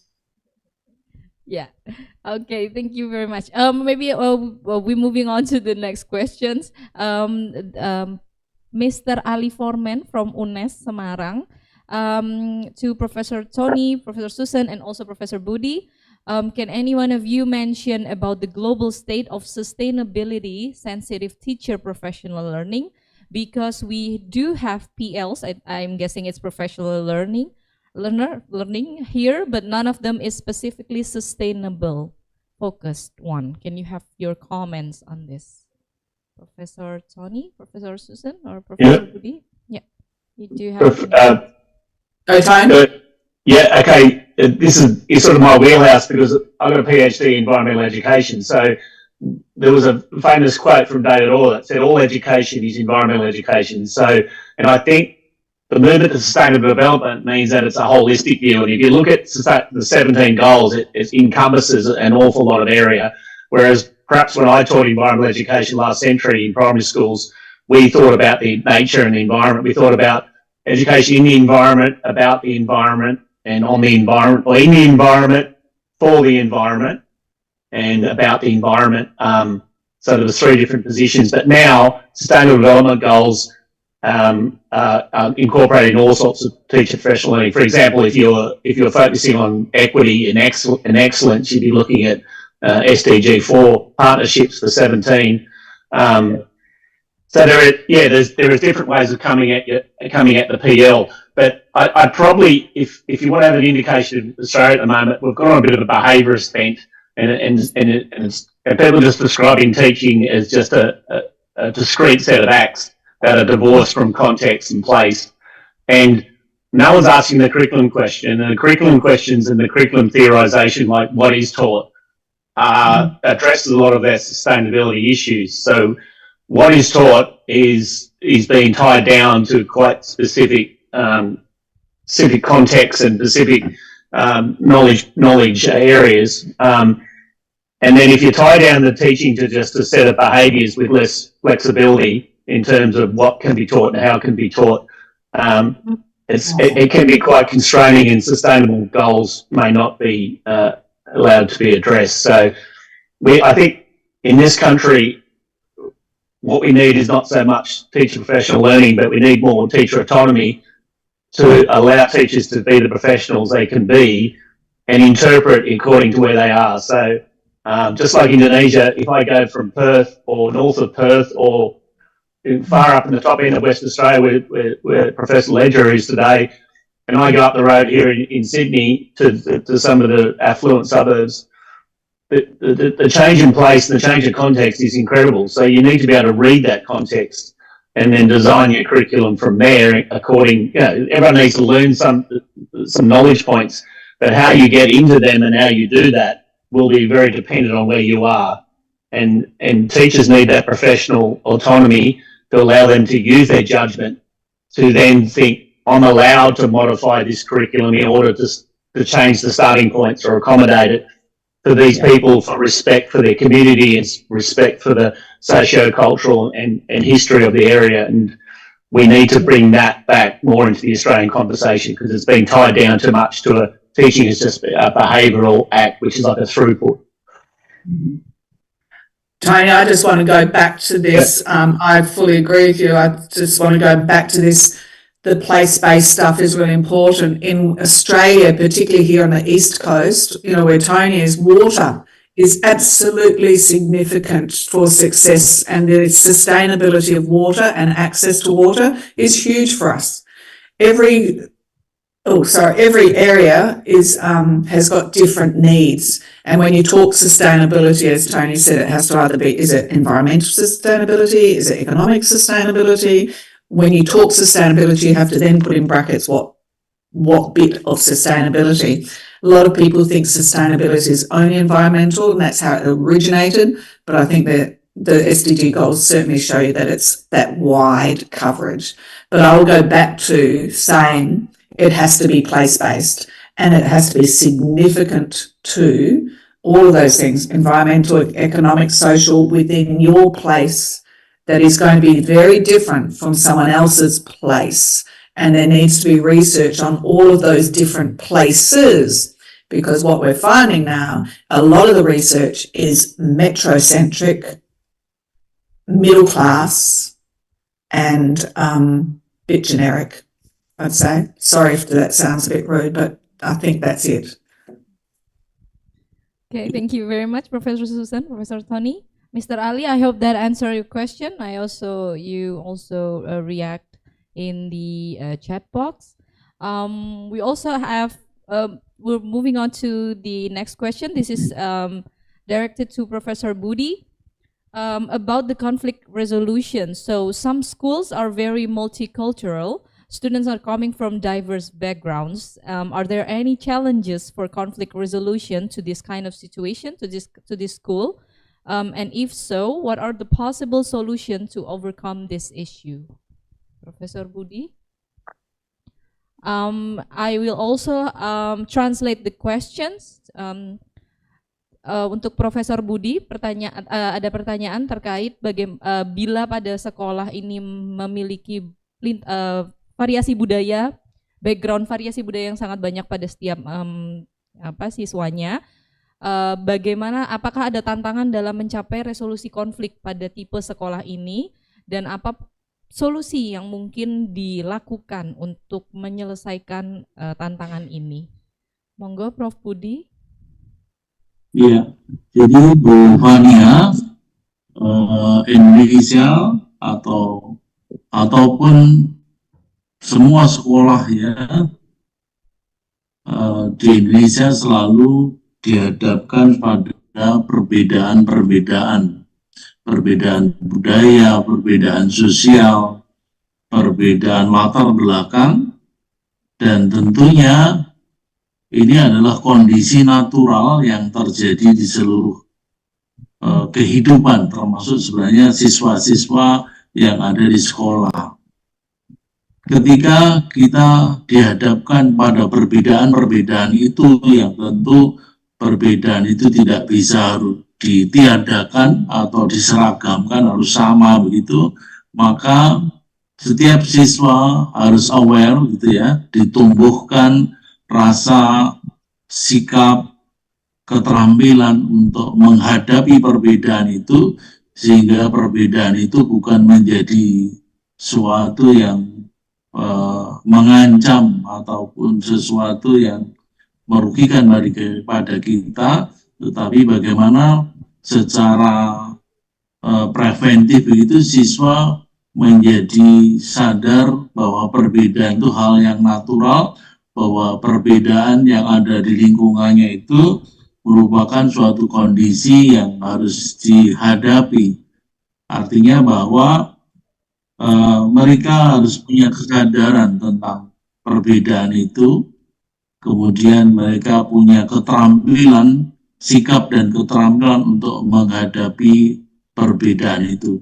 Termasuk ketika konflik sudah terjadi, bahwa kita tahu konflik itu disebabkan oleh sebuah pertentangan yang awalnya tentu dipicu oleh perbedaan yang sangat signifikan, perbedaan yang menghasilkan benturan-benturan yang sangat signifikan. Tentu ketika konflik sudah terjadi, para siswa di Indonesia khususnya perlu dibekali dengan kemampuan untuk menyelesaikan konflik itu secara positif atau dengan pilihan paradigma win-win solution. Dalam konteks win-win solution itu ada konflik resolusi yang sebenarnya menawarkan langkah-langkah bagaimana siswa itu memiliki sebuah keterampilan untuk bisa menghadapi konflik itu dengan baik, ya. Jadi tentu keterampilan itu bermula dari cara kita mengubah persepsi yang biasanya dalam sebuah konflik itu persepsi yang terjadi pada individu bahwa kalau dia mempunyai paradigma kalah dan menang, tentu persepsinya adalah bagaimana saya memenangkan dan bagaimana saya harus mengalahkan yang lain. Ketika persepsi itu sudah termasuk kerugian-kerugian yang timbul ketika paradigma kalah menang itu dia dipilih, maka mereka akan menyadari bahwa pilihan itu adalah pilihan yang salah. Ketika sudah memiliki kesadaran akan pilihan itu bahwa itu merupakan pilihan yang salah, maka kita tawarkan begitu, kita edukasi bahwa ada pilihan lain yang lebih layak, yaitu win-win solution.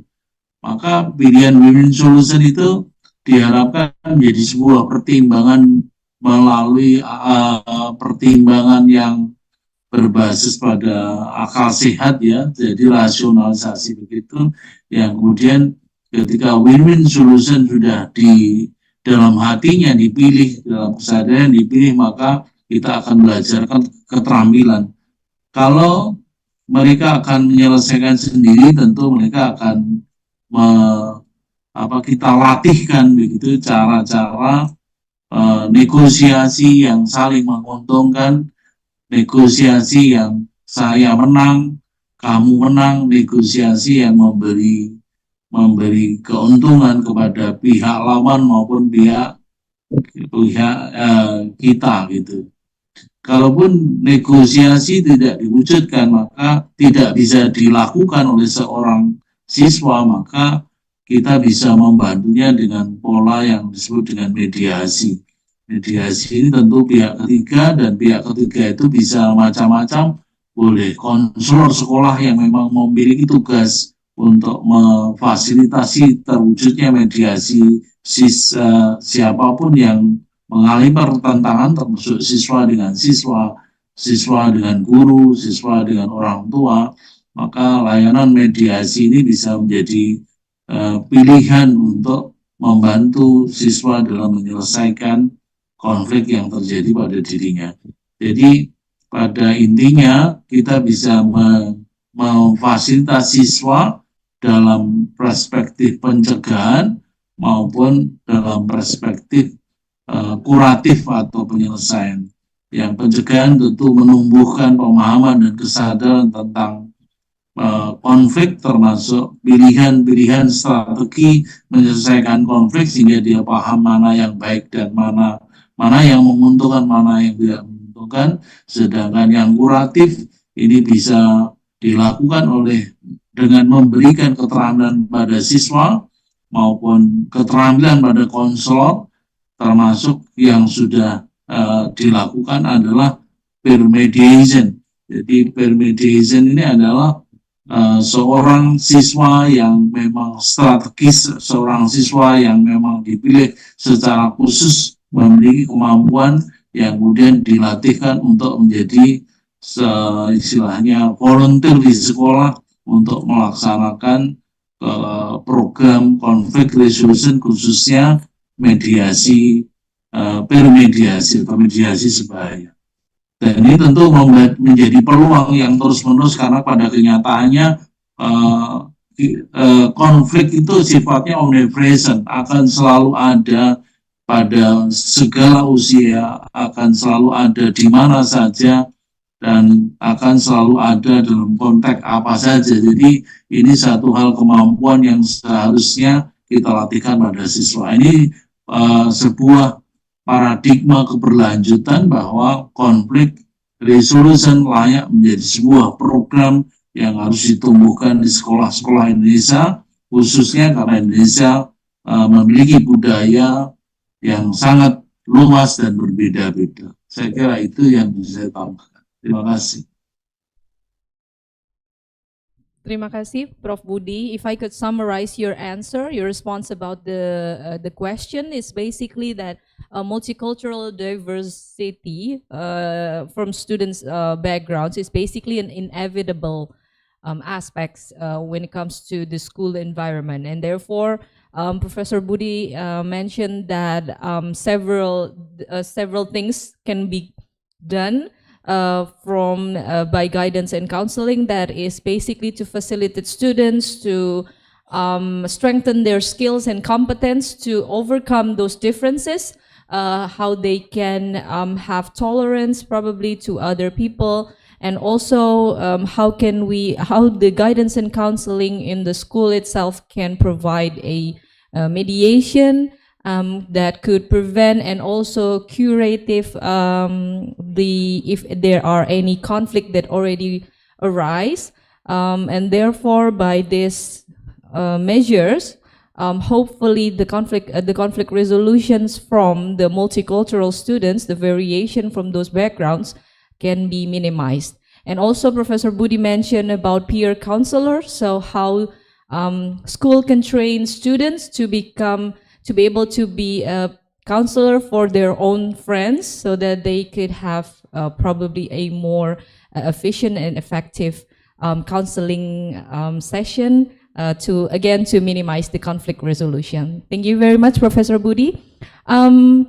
Unfortunately, the time for the first keynote session is up, and I would like to summarize a little bit about what we have been discussed in this session. So basically, as we all know, the quality of education, which is part of the Sustainable Development Goals,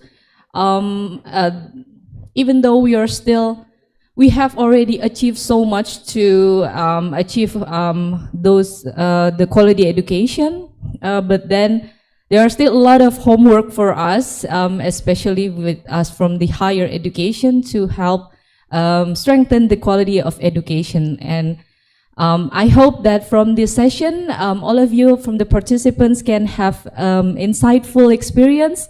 And also, thank you very much, Professor Tony. Thank you very much, Professor Susan.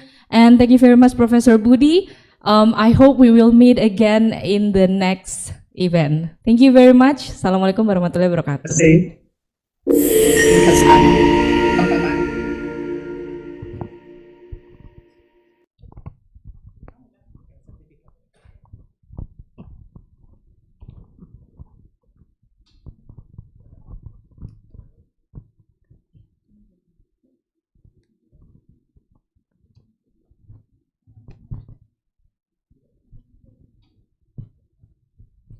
Thank you so much to our moderator and speakers for the fruitful discussions on the first sessions of the keynote sessions.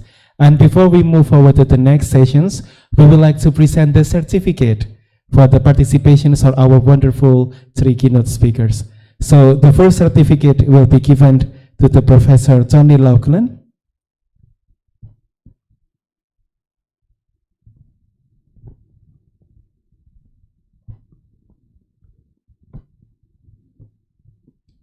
Thank you. The second certificate will be given to Professor Susan Ledger.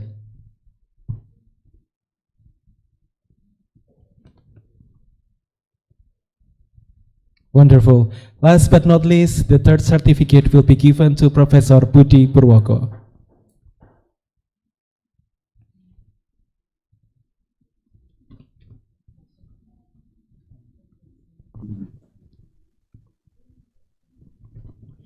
Now we will continue to the next session, and the second keynote session will be led by our moderator, Ms. Irena Yolanita Maurin, PhD, and she is a lecturer in Educational Technology Study Program from Faculty of Education, Universitas Negeri Surabaya. And our keynote speakers for these sessions are Professor Dr. Muhammad Nazri bin Abdul Rahman, Dr. Chinun Bonrongut, and Mr. Budi Rianti, MARE, And please, to our moderator and speakers, the screen is yours.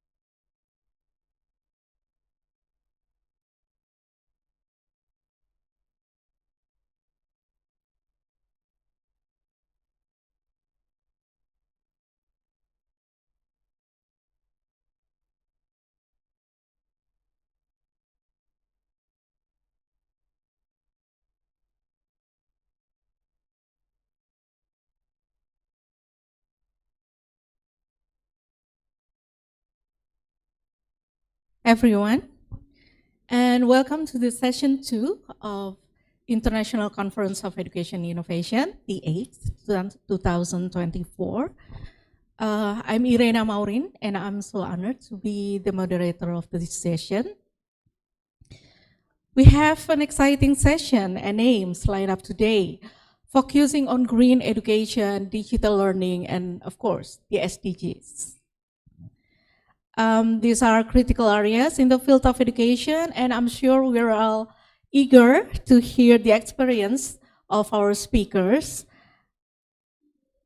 So before we begin, let me briefly introduce our 3 speakers, each of whom brings the wealth of knowledge and experience to our session. Our first speaker is Associate Professor Dr. Muhammad Nazri Abdul Rahman from University of Malaysia. We'll be discussing about green education and digital learning in Malaysia, a pathway to SDGs. I can see that you're here, thank you. And our second speaker is Dr. Chinun Bunronggrut from Silpakorn University, Thailand. We'll be discussing about education and development of digital learning ecosystem from Thailand point of view. This will be great. And our third speaker is Bapak Budi Rianto from Merchant Marine Polytechnic Indonesia. We'll be discussing the realization of superior human resources. After the presentation, we will have the 15-minute discussion and Q&A, where you have the opportunity to ask your question or engage with our speakers. So please feel free to note down any question or write down in the chat box of the Zoom or also YouTube, and the committee will help me to summarize the question. So without further ado, let's begin with our first speaker, Professor Dr. Muhammad Nazri Abdul Rahman. Professor, hello. Thank you, Dr. Irene Yolanita. Yes. As a moderator for this session, Assalamualaikum warahmatullahi wabarakatuh and Salam Madani to all the delegate ICEI 2024. Let me share my slide.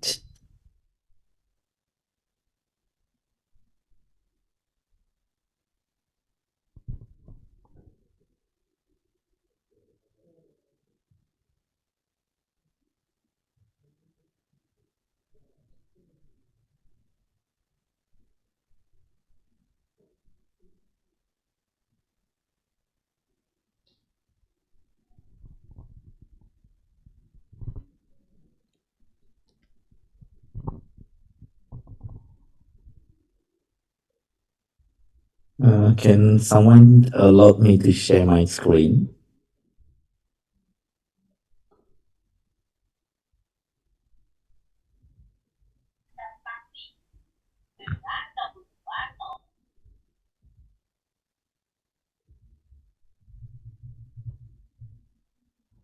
Because I can't share my screen, my slide.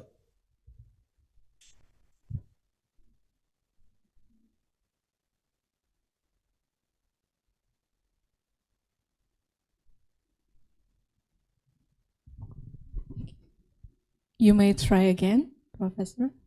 Fine.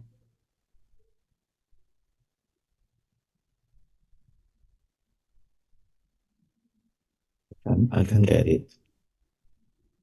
Organizer, can you share for me? Because I just share in the Google Drive also my slide. Because I can't share, I don't know why. Because no access. Should I access it?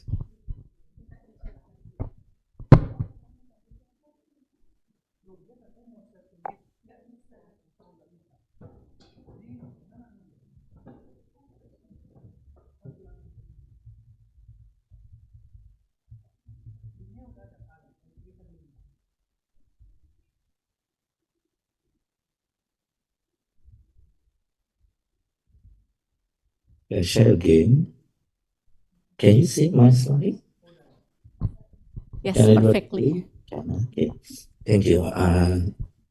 First of all, I would like to congratulate to all the committee, especially Dr. Ima as the chairman of the conference committee of the conference, Prof. Dr. Muhammad Nur Salim, Dean of Faculty of Educations, and all committee members, keynote speaker, and participants who are contributing in this discussion on our theme, Green Education Innovation by Equipping Individual with the Power of AI to achieve SDG.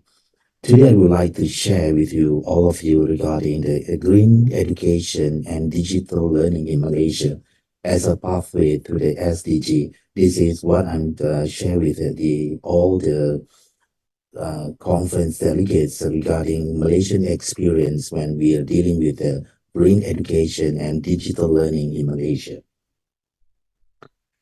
As introduction, ladies and gentlemen, future education in Malaysian context is not merely necessary. It's a strategic imperative that promises to shape the nation's destiny. Malaysian education system nowadays, we are undergoing significant reform. We try to reform with a growing emphasis on integrating technology and sustainability into our curriculum. We are taking important steps to improve education and protect the environments. By introducing digital tools in the classroom, we try to making learning more engaged and accessible for the students. At the same time, we try to adopt the national policy on climate change and national policy on digital education.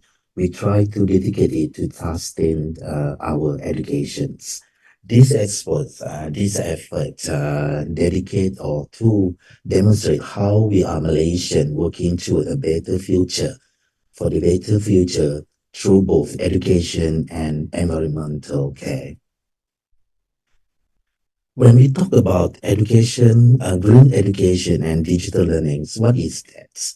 In Malaysia, it's focused on environmental sustainability. We aim to raise awareness about ecological issues and promote sustained practices among students and teachers. While digital learning, we are trying to make sure that every students, every teachers, they are enhanced learning experience, including online learning, e-learning platform, and digital resources. Currently, we have initiated the LMS, learning management systems, such as module, Google Classroom, digital textbook, all in one platform. We call it the Lima. When we talk about the digital learning, ladies and gentlemen, digital learning in Malaysia, we started early 2013, where the government the effort in One Best StarryNet project, the MOOC project, Open Learning, and the Frog Asia project. Now we are toward the Lima project, digital learning educations. Is whereas every student in Malaysia, they have their own email and ID. And the Ministry of Education work collaboration with many sites, including Microsoft 365, Apple Educations, Google, and UNESCO guideline. We create a conducive learning platform for teachers and students to explore. Currently, we are building the National Digital Education Policy to standardize e-learning pedagogy and enhance teachers' technological skill and knowledge to provide and prepare students for the future-ready curriculum. This is our new initiative to make sure that digital learning in Malaysia is successful. We talk about the transformation, ladies and gentlemen, transformation education system and digital learning in Malaysia working toward future-ready education in collaborate with one portal, we call it Delima. Just now I already said to you, Delima, Digital Education Learning. As we launched in 2020, is a step to transform Malaysian digital learning and adapt to the future with the Industry Revolution 4.0 by the Digitalization Project, AI and IoT. Whereas all the students in Malaysia school, started from the standard 1 until the high school, they have a portal Delima, whereas all the information, textbook, activities include in that portal. We call it Delima. So the parents, teachers, and students can access and can evaluate their progress through the portal Delima. Green technology, ladies and gentlemen, green education in Malaysia has been introduced since 1986. We call it as environmental educations. It's focused on teaching students how to take care for the environment and practices sustainability. Schools are added environmental lesson to their curriculum and encouraging activities such as recycle, saving energy. Then we have a lot of programs such as Eco School Program, School Award, Environmental, Green Campus Initiative, Community Project, whereas school and community work together, such as the project Tree Planting, Recycling Drive, and so forth. Based on our study related to the green education in Malaysia, show that implementing innovative teaching methods, such as a green education, can significantly enhance student engagement, foster greater community awareness, and promote sustainability practices, thereby contributing to the environmental conscious and social responsibility society. So this is very important when we added into our curriculum, embedded and integrated this green education in our school curriculum. When we talk about sustainability education in Malaysia play a crucial role in increasing the student engagement, raising community awareness, and embedding sustainability practice into daily life, therefore helping them to build a more resilient and environmental response for future and for the country. So we hope that by this embedded or by this integrated digital technology, it will sustain education, especially personalized learning. Based on our observation, and study, it shows that by combining or intersection green education and digital learning in Malaysia, it will involve using technology such as virtual field trip, using AR, VR, then interactive simulation and online resource as an innovative teaching environmental issue, and is also help teachers to adopt or to show the best practices about the eco-friendly practices, and at the same time overcoming certain challenges like unequal access to unequal access, especially for the certain topic. For the certain topic that we can use digital to show that's abstract topic, or to show that process through the curriculum or the topic. Okay, so this is to ensure that the teaching will very effective and it's will engaging the accessibility education. We have a few example. We have a eco school, whereas they're all using the digital technology while they are teaching environment using VR, AI. Then we also have a few applications based on environmental education, whereas we provide interactive content on climate change, conservation, sustainability practice among students is all in the Delima portal or Delima portal that where all the students can access through their own ID at their school. As a pathway to SDG in Malaysian school, we are creating a pathway to SDG where are integrated all the SDG, especially SDG 4 and 13 into the curriculum. We emphasize that all the students will engage with the project-based learning and digital tool.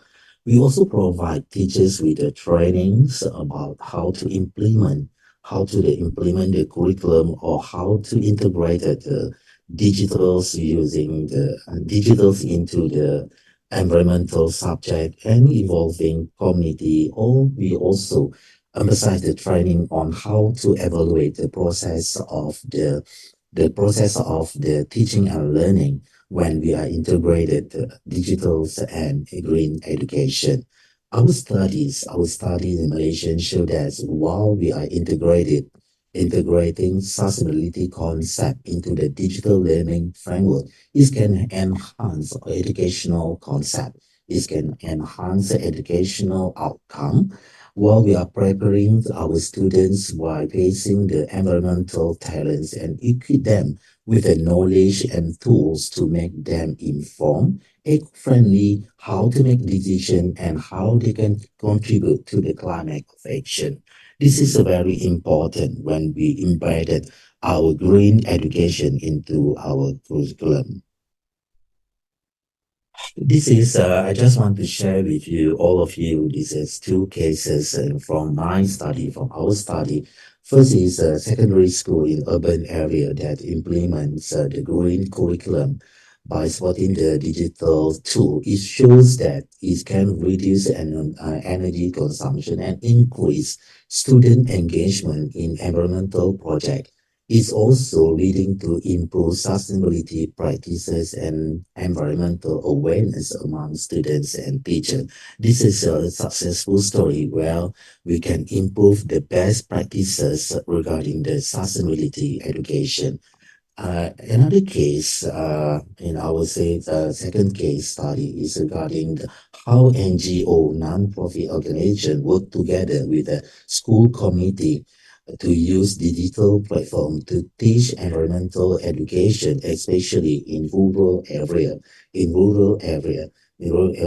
make sure that they can overcome the distance and limited resource, which is shows that they have a very good collaboration with the community, and the results show that a full commitment from the students, teachers, and community to work together to make sure that they are involved in the accessibility education.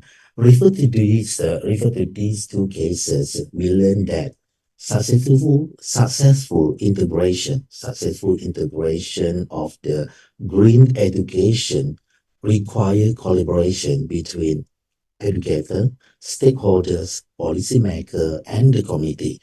When we work together, we can use the digital tool effectively, and it will give a very good impact to the society, especially. When we talk about the benefit of the green education and technology in sustained education in Malaysia, based on our study, it also showed that the benefit integration within green education and digital technology is shown that everybody can enhance accessibility, personalized learning, resource efficiency, and we can work collaboratively among students without boundaries. as we say that, we have a challenge when we in our study. We see that not every component, not every country, not every school can provide a very good, can have a very good impact on green education and digital technology. They are facing challenges with integrating green education and digital technology in Malaysia due to the issues especially such as the unequal access to the technology, limited resource, insufficient teachers training, teachers lack of skill, how to integrate technology and environmental sustainability education, so they don't have ideas on that. Then difficulties in curriculum integration. Sometimes they do not have a skill how to use a certain application, certain tools. So we also facing with resistance to change. Some of the teachers who are might be 50, 55 and others, sometimes they resist to change when we talk about why do not we use digital technologies, okay, enhance our teaching and learning methods, new style of teachings, but they still say that why don't we stay use the same traditional because the outcomes stay the same. So the need for ongoing, the most important thing, infrastructure and funding, the need for ongoing maintenance and update of digital tools. So it's have a lot of fun when we talk about when we're dealing with the digital tools.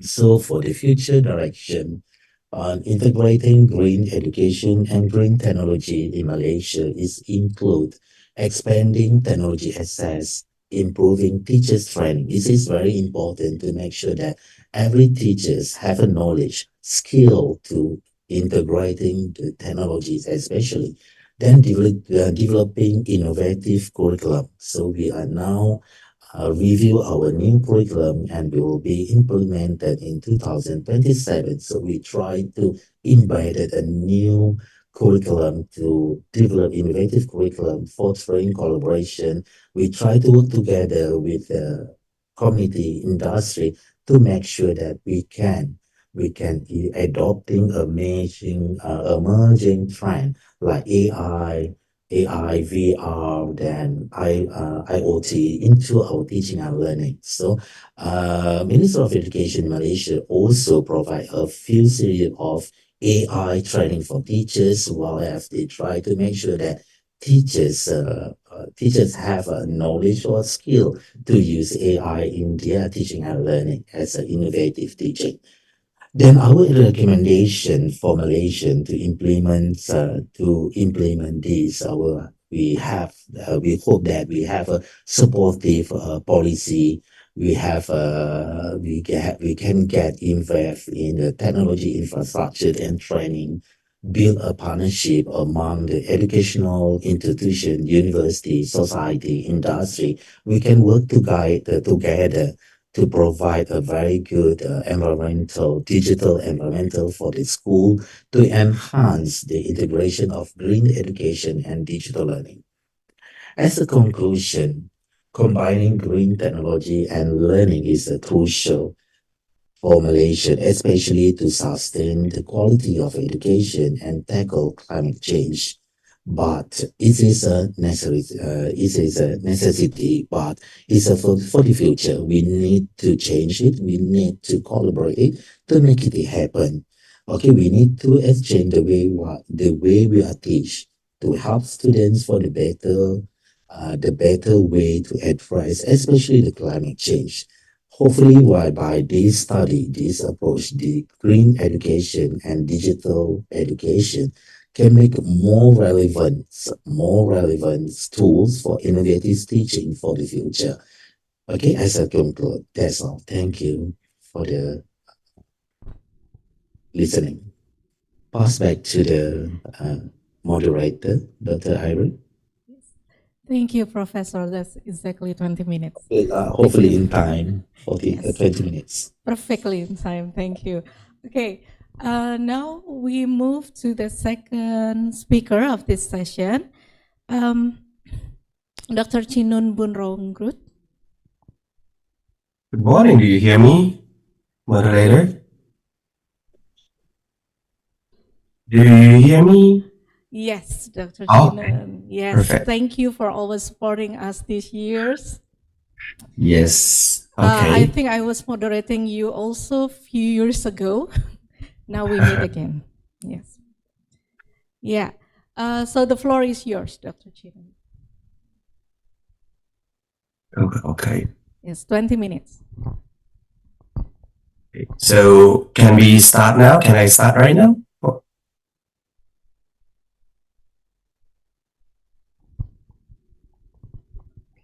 So I can start right now, right? Yes, please. Okay. Good morning for the delegate speaker, everyone, every professor, every presenter. Thank you for inviting me this year. Okay, so for this year, maybe I will present one. In fact, as I recognize myself, I just like a young researcher, and I cannot speak something like inspire all of you because for what I see, many professors have a lot of experience.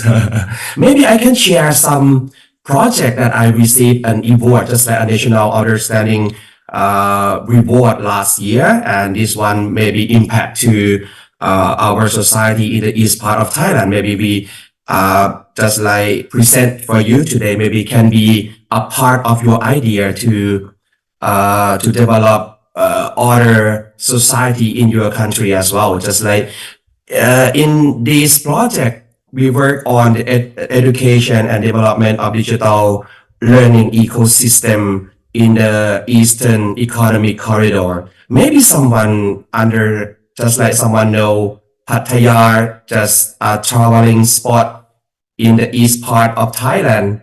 And that is a spot in a province in EEC. EEC is just like Eastern Economic Corridor that include 3 provinces in Chonburi, Layong, and Chaeng Sao province. Our government set that area for just like rising economics area. So we have the investor from Thailand, Malaysia, Indonesia as well, in Japan, China, or in Western area to develop the area that compound manufacturing industry in that area. So the thing changed so fast, technology changed so fast, but however, many labor still in the low quality. What should I say like that? Just like they stuck on some quality, they had to be improved. So in EEC model to develop the collaboration between public and private sector that we wish to develop curriculum training vocational student,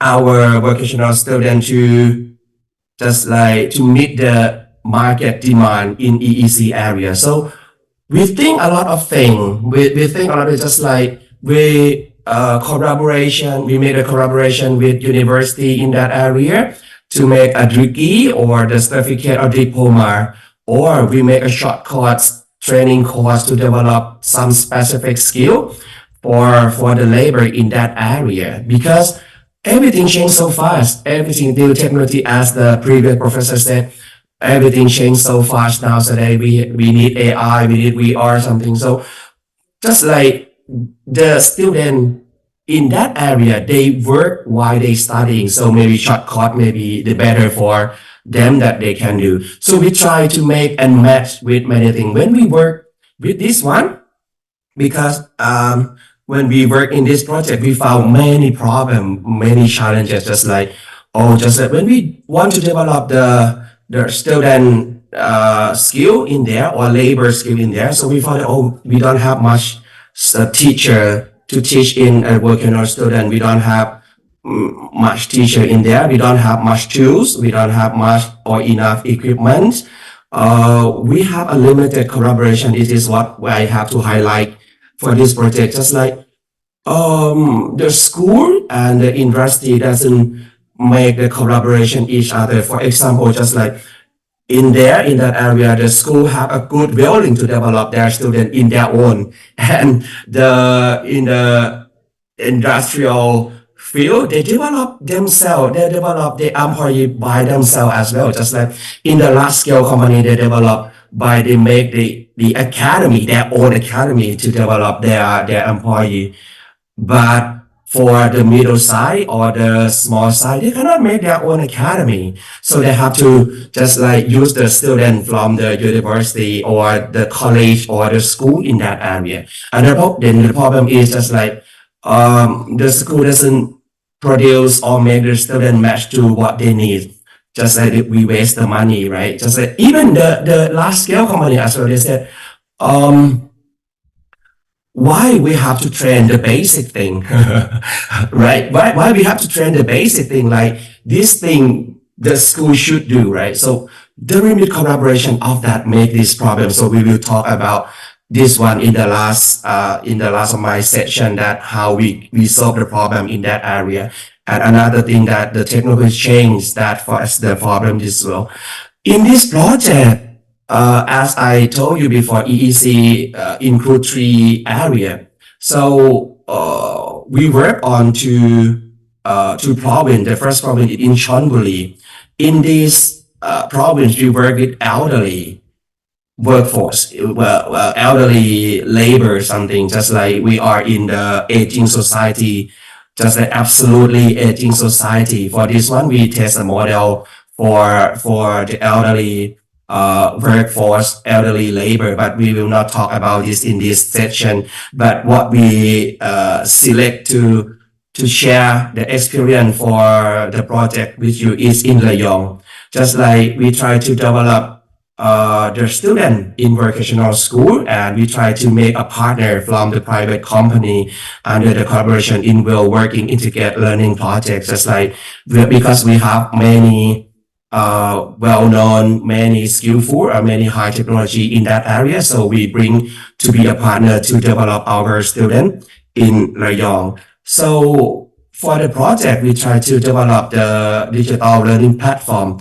This platform is just like how we communicate between school, industry, on organization that try to develop the labor in that area. Because this is just like the missing jigsaw, you know, as I told you before, just like they developed by their own, but they didn't communicate well. So we try to think, oh, what should we do? So maybe we have to create a digital learning platform that can communicate them each other.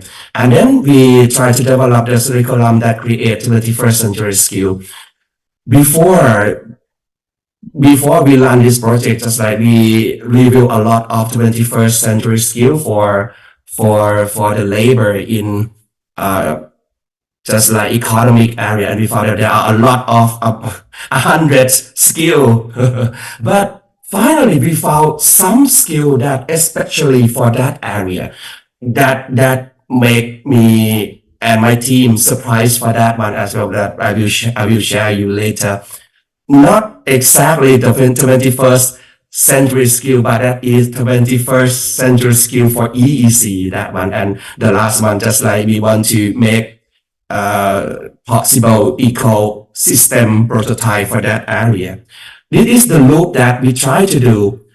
Simply way, I tell just like we try to make a collaboration, and then we make something, and then we take something and evaluate and recheck all the time in these 2 years. Just like we make a course, and then we integrate into the industrial, and then we develop again, something like that, like a loop all the time in this 2 year. First of all, just like we found that our labor doesn't have much knowledge in new technology, so we bring the partner to develop a course that the teacher, easy for teacher, I should say that, and easy for learner. So we didn't make something all new for them because they have ways to waste the time to learn. So we use the thing that they are familiar to learn. What way that they can learn easy, because they are working while studying, just like, so we have to find something that easy for them. So we use the benefit thing from YouTube, TikTok, just like a game, something just like Kahoot, something, Google Drive, whatever that they familiar. So we collect the data from the area that what they use normally. So we use that one, just like make them very easy to do. And then we make a half of learning something. Just like, okay, we encourage them to learn at what they need, and the company needs something. So we collect the data and just like try to push, not, what should I say, not push, just like encourage them to increase their skill. And this is what we have added to the skill, just like not only what they learn from the content, but we try to think that it's just like content or knowledge is not enough, but we have to try to let them practice. But they cannot go to the school all day. They cannot practice in the school all day. Just like, okay, they think, not our thing, just like they think, okay, maybe we start from board game, maybe teacher from there writes the idea. So, okay, we make a sub project to make the board game in there. It means just like we try to make electrician board game, mechanic board game, many board game in there. After they learn something in the module that I present before, and then they practice in the board game, something like that. And then when they confident enough, just like they want to be a mechanician or electrician, something, they using the board game to increase their skill in the game already, and they confident already, and they go to school. They go to school to evaluate, and after they pass them, okay, they got the certificate. Just like they save a time, and they just like learn on the convenience something. So in this board game, just like we put in the platform, the learning system as well. So after they learn, they practice this one and until they confident and they go to school. So we save the time for them, and we try to let them convenient to learn for our help. And this one that I want to share to you is just like, this is like what I said, it is like a last jigsaw that we develop the online skill assessment for labor. So we try to find what is the core skill, EEC core skill in that area, because we found that there are at 121st what is 121st skill in the world, in just like in the literature. But what is the thing that we have to learn or prioritize first, what the core skill in that area? So we collect the data from about 40 teacher and educational policy administration in that area. And we invite, sorry for my voice, I just recovered from the flu. Just like we invite the human resources from the company in that area, just like about 25 company, including the production company, service company, and traveling company as well. Just like many types of company that we invite to focus group together. And the last group is just about 50 interdisciplinary scholars that work about labor or develop labor as well, to think about what is the main core skill in EEC, so that we found that out. And later, now we work on the functional skill, but we want to find the core skill of them first. And we found that there are four main skill or four main skill area that they should have as a core skill. For example, it is the communication skill, work process, and safety process, as they are the producing just like the petroleum or something about safety. This one is very, very important for all employees to know and have a skill of that one. And about the working tool, this is about including computer, printer, photocopy, how to use and save cost of that one. So they need a skill or core skill of that. And the last thing is about emotional, how they control their emotion and self-management, just like the time, set the time for themselves. This is the four main problem that we try to create the assessment for represent the core skill of in EEC. Just like the communication, for example, what we found is surprisingly, we think that before, because okay, language is very important. So we have a Chinese company, we have the Japanese company in there, the vehicle company, a lot of the vehicle company in there. So maybe they have to learn the second language, but no, not like that. The data that we found that it's just like that is about the writing. surprise for artists about the writing, because in Thailand we teach the student to summarize. All of them just try to summarize, very important, just read and summarize. And finally, the lack of how to write, just like explanation. So the problem is come after they have to write something or explain something from the first sheet to the second sheet. The student doesn't know what they write because it's all summarized. They make a summary already. So that is about the safety. That is what we learn from the area. So this is just like what we have to develop them. Just as I told you, we try to make the large jigsaw, as you see in the center. That is a large jigsaw. Because as I told you at the beginning, the both side have a good willing to develop their student, another side develop their employee, but they didn't communicate each other. This platform, and we encourage them to use just like a last jigsaw that they can communicate each other, they send the data each other. After we make the assessment online, this one, and they invite them to use and evaluate the skill of the employee, each company employee. After that, HR know. HR know what's the skill is less, the skill is more. That's like, and the overall, the school or skill development organization know the direction what they should make a course. So this is like a communication ways to we work together to develop the skill of that area.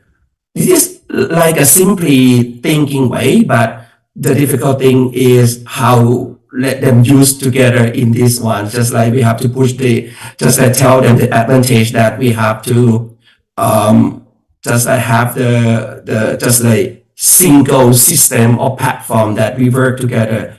After that, just like even that we don't know each other, we don't know the data on each other, that we develop in the different ways. That is what we have done. And for this, what I share is just like in Layong, generally just like after that, when we know what we lack, and then after that, the school make a course according to what they need, just like the employee need, HR need, the industry need, and then they make a course directly to the employee. Even they prepare the student as well. And this is like the dynamic loop. So we make a better way to learn in this 2 year. Like we support the planning and strategy for the institution in that area.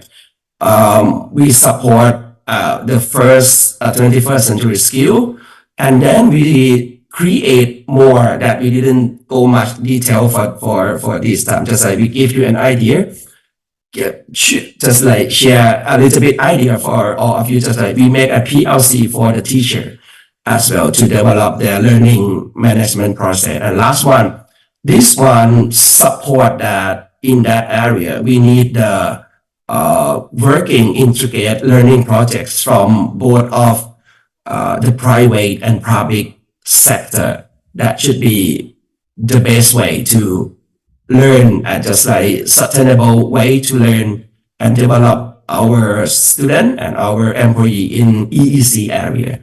Maybe I wish that the small part of my speaking can be your idea, that just like to add on, or just like to be just a small idea for you to develop in another society, and just like for creating our better world in the future. Thank you very much. Thank you.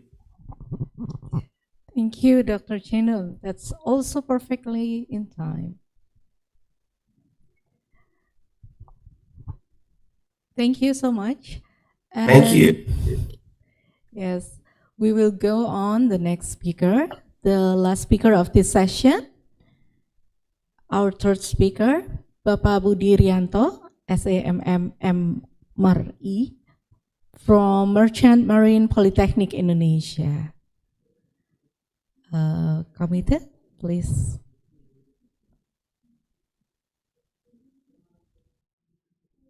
Pak Budi, have you joined us? Yes, okay. Okay.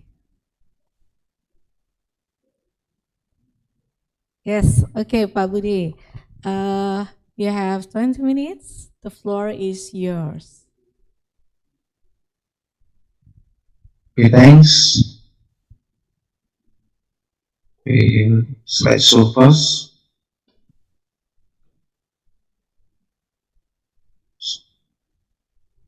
Already share screen? Yes. Okay. We already Thanks. Thanks for our moderator Irina for opportunity, and Excellency our keynote speaker Tony Loughlin PhD, Professor Moh Nadri bin Abdul Rahman, Profesor Dr. Budi Purwoko MBD, Prof. Susan PhD, and our invited speaker, Professor Dr. Oralak and Dr. Chenon B, and all of international conference participants from Indonesia, Australia, Poland, Thailand, Malaysia, Pakistan, China, and German. I am delighted to meet you all here. Ladies and gentlemen,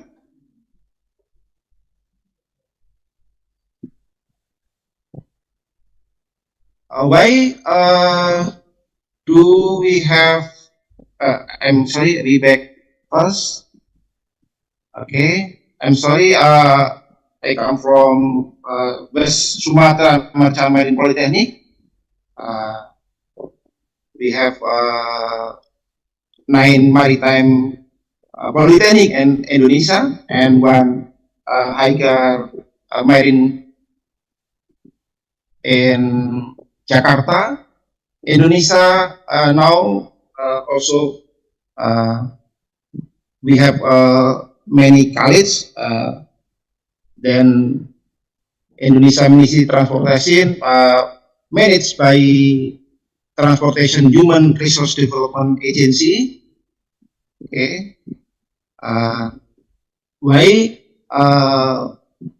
do we innovation? Shipping is the blood of the global economic. It's carried logistic across the world ocean. Yeah. As we know, shipping business is the most regulated industry, high risk, high cost, and also we have so many issues about now global issues about climate change and maybe also global warming, also carbon emission. Yes. Also now we are in VUCA era. We have volatility, uncertainty, complexity, and ambiguity. Also going disruption have bring major change in various aspects of life, include the world of vocational education, especially Merchant Marine Polytechnic in Indonesia. Generally, vocational education face increasing complex challenge how to produce graduates who are ready to face the dynamic of the work. So our polytechnic has green education innovation to prepare graduates who are competent, humanist, good in English communication skill, have digital skill, and have soft skill who link and match with shipping industry, be excellent shipper graduates. So we have humanist, smart, sustainable, eco-friendly. Next. Our innovation, we have 7 main program to encourage our green vocational education innovation. Yeah. The first is multi-level learning program. The first is multi-level learning program.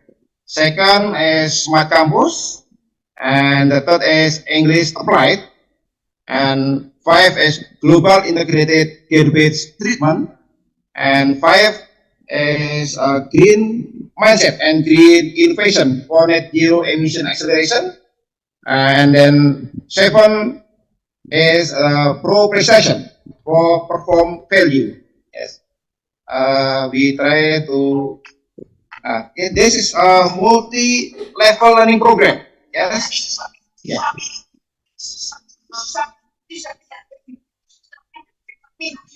With our innovation. Okay. This is a program I need to create a fantastic green campus that produce excellent seafarer. In focus the keys area humanis smart sustainable. Yes, we need academic atmosphere. Yes, one of program highlights special training for our cadet here. Yeah, for multi-level learning program, we provide special training for our cadets instead of just teaching in classroom, but we bring them to maritime expert. Yeah, we bring to maritime expert, and then they are chosen as the lecture assistant. Yeah, we choose them as lecture assistant. Then they have responsibility to share and to share the knowledge and skill to others. Yes. So we hope like giant multi effect learning system. Yeah. We also keep a collaboration closely with shipping industry to ensure this innovation is our warranty for link and match our polytechnic with shipping industry.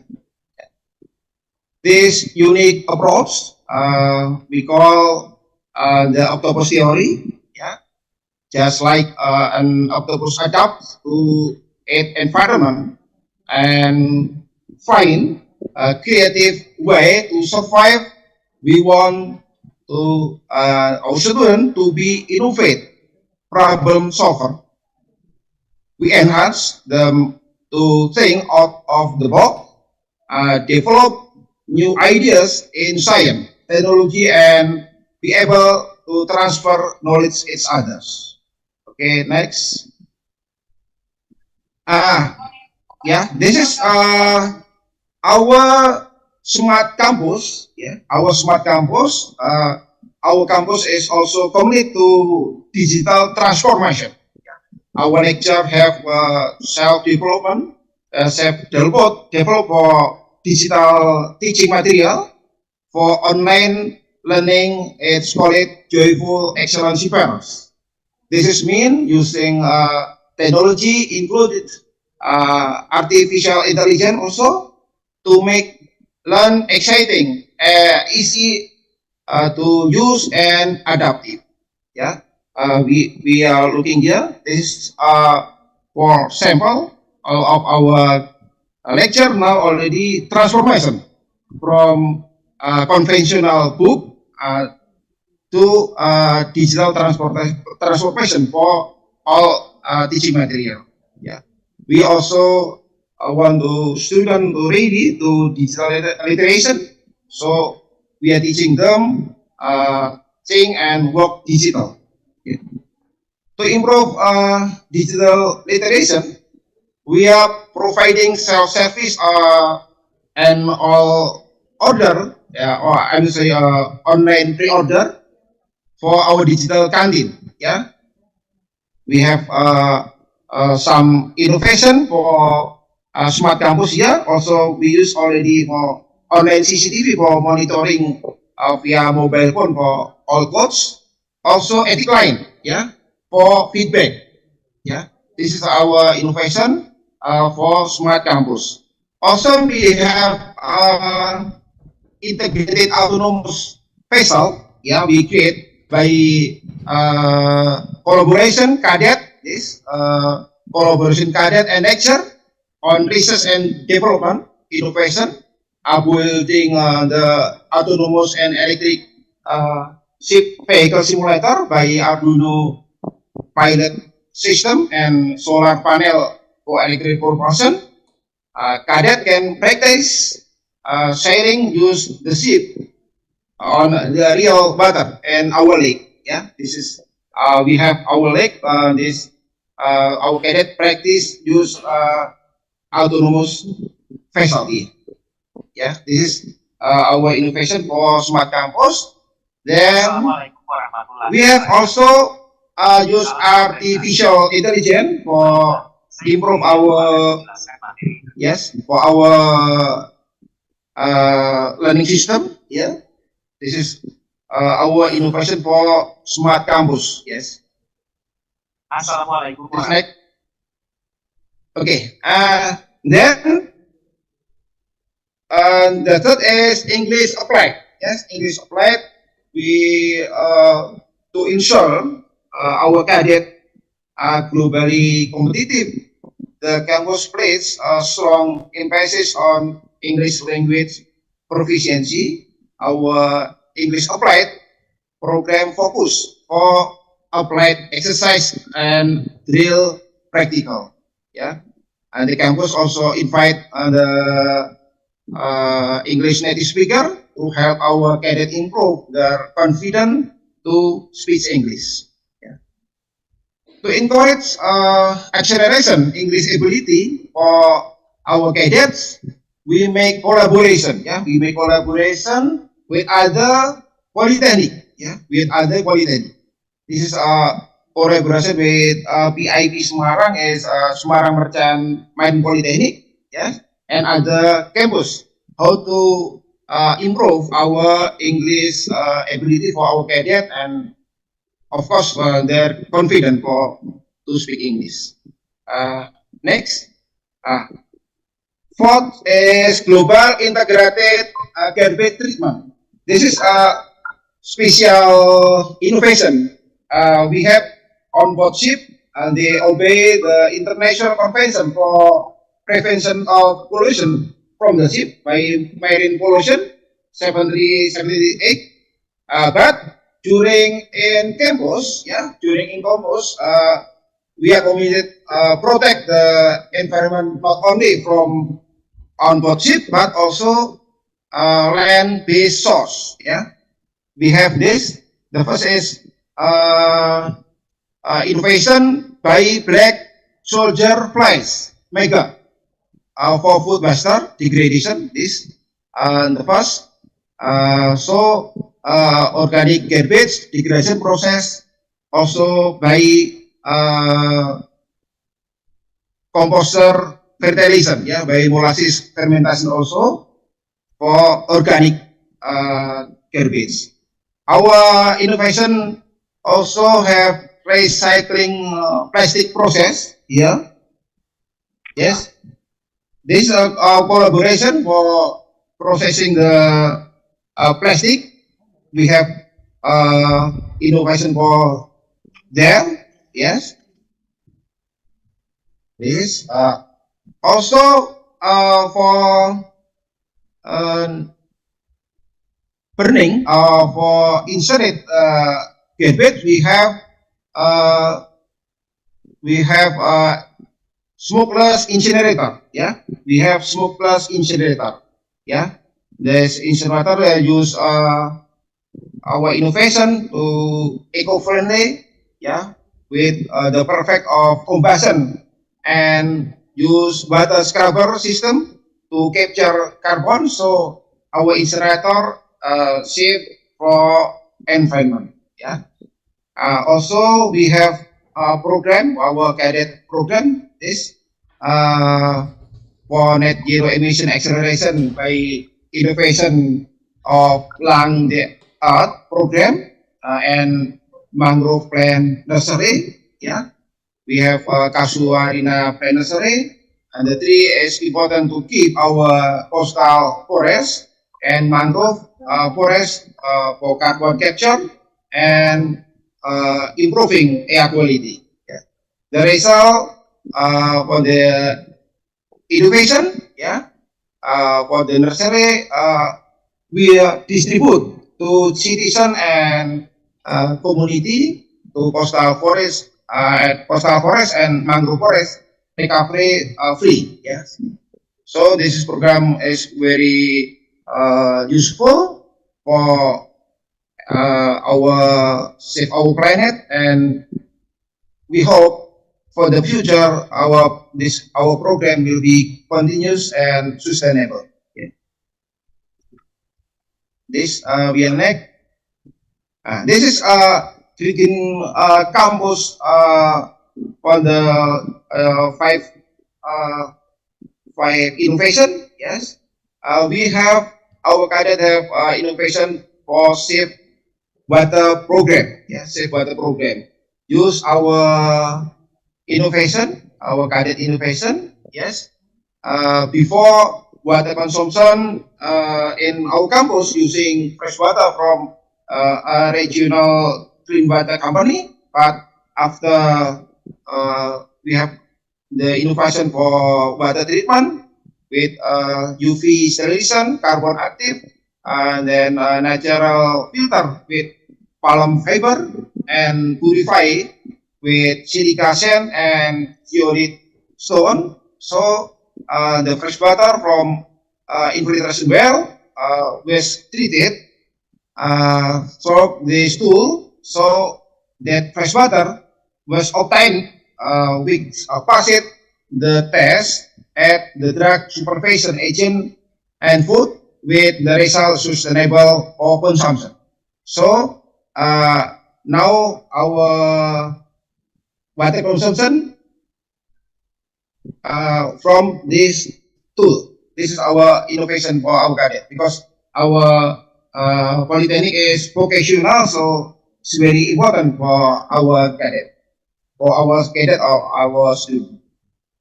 Okay, and there is the last for edu tourism. There's for zero idle asset prospectus or potential. Yeah, all of our innovation will be developed become an edu tourism. Yeah, it has advantage for digital education, maritime science, and environment protection by Green Campus program for our tourism. So also very potential for support zero idle asset government program. Yes, now still in under construction. Yes, we are prepared. We hope at the end of August we will open this our program. Next, yes, this pro prestation atau perform value. Yes, humanis. Yeah, is our culture.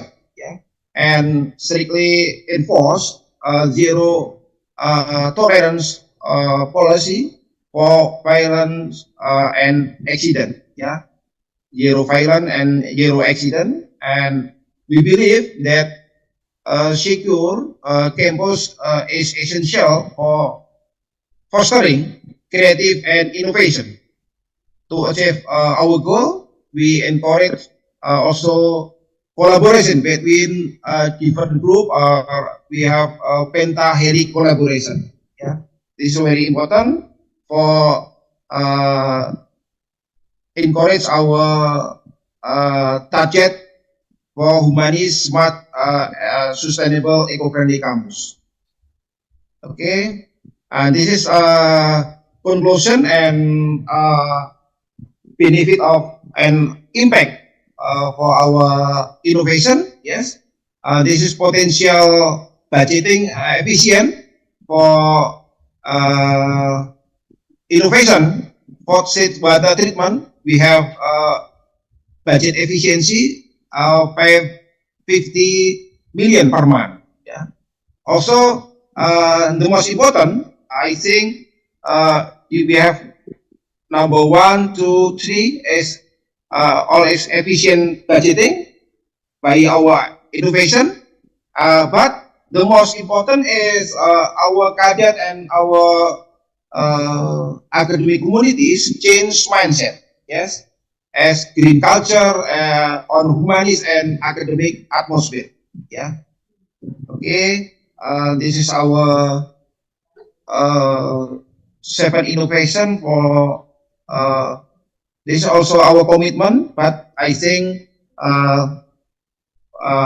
this is normally, but we hope with our innovation, our campus, our graduation be high quality, also relate or link and met with shipping industry. This is our, I think, very simple presentation. I think enough for this time, and I think now is I back to moderator, Miss Era. Thanks for your time.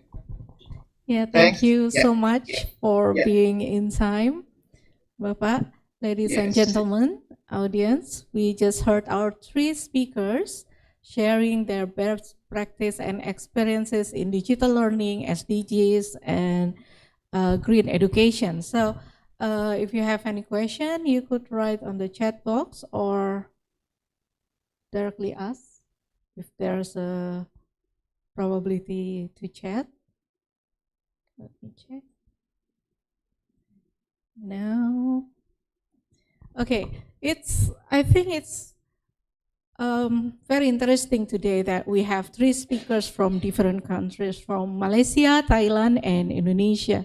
So if I may ask question for our discussion, it is possible to discuss and compare how, what are the key challenge to balance this digital education, since the digital technology keep on advancing.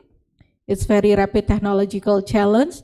And also we also have the need to have the environmental challenge, or the need for sustainable practice in education. How would you balance this digital education and sustainable environment or green education? Maybe any of you would like to start? Professor Nazri, if you're still with us.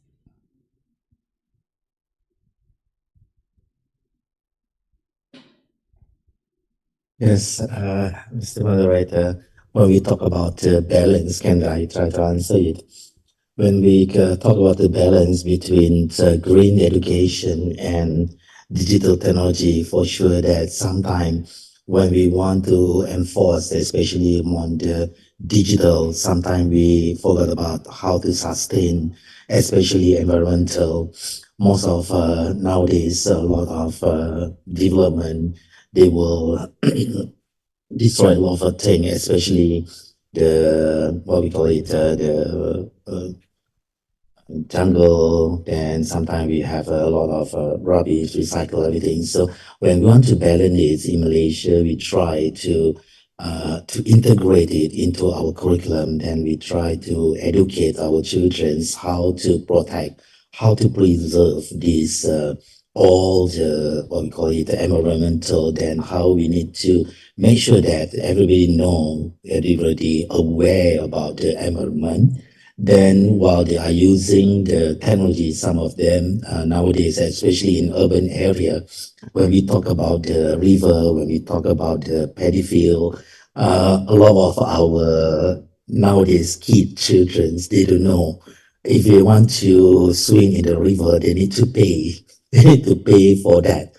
It's different with our time. Last time we can play in the river, we can go anywhere, battlefield and playing, but nowadays everything needs to be preserved for the futures. Then how we need to balance it? We use the technology, especially VR and AI, to produce some activities that they can use it in the classroom and feel it as a actual reality time.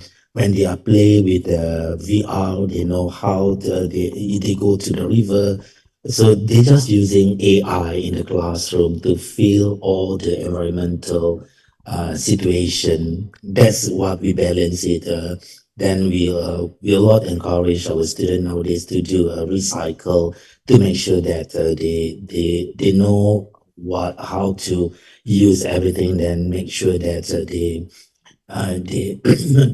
feel that, oh, this is very important, to make sure that this is to be sustained to the next future generation, for their generation also. So we include in our curriculum, we integrated it, and we teach in our curriculum clearly, especially for our new curriculum will be implemented in 2027. These two elements, green education and digital education, will be embedded. Then all the subject will have a very special topic and to be discussed and integrated, multi-cross discipline. This is Dr. Irene.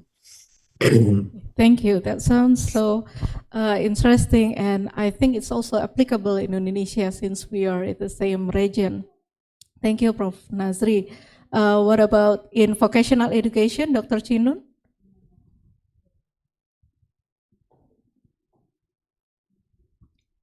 Can you repeat the question again? Sorry. The key challenge in balancing the digital advancement, the digital education, and the green education for sustainability.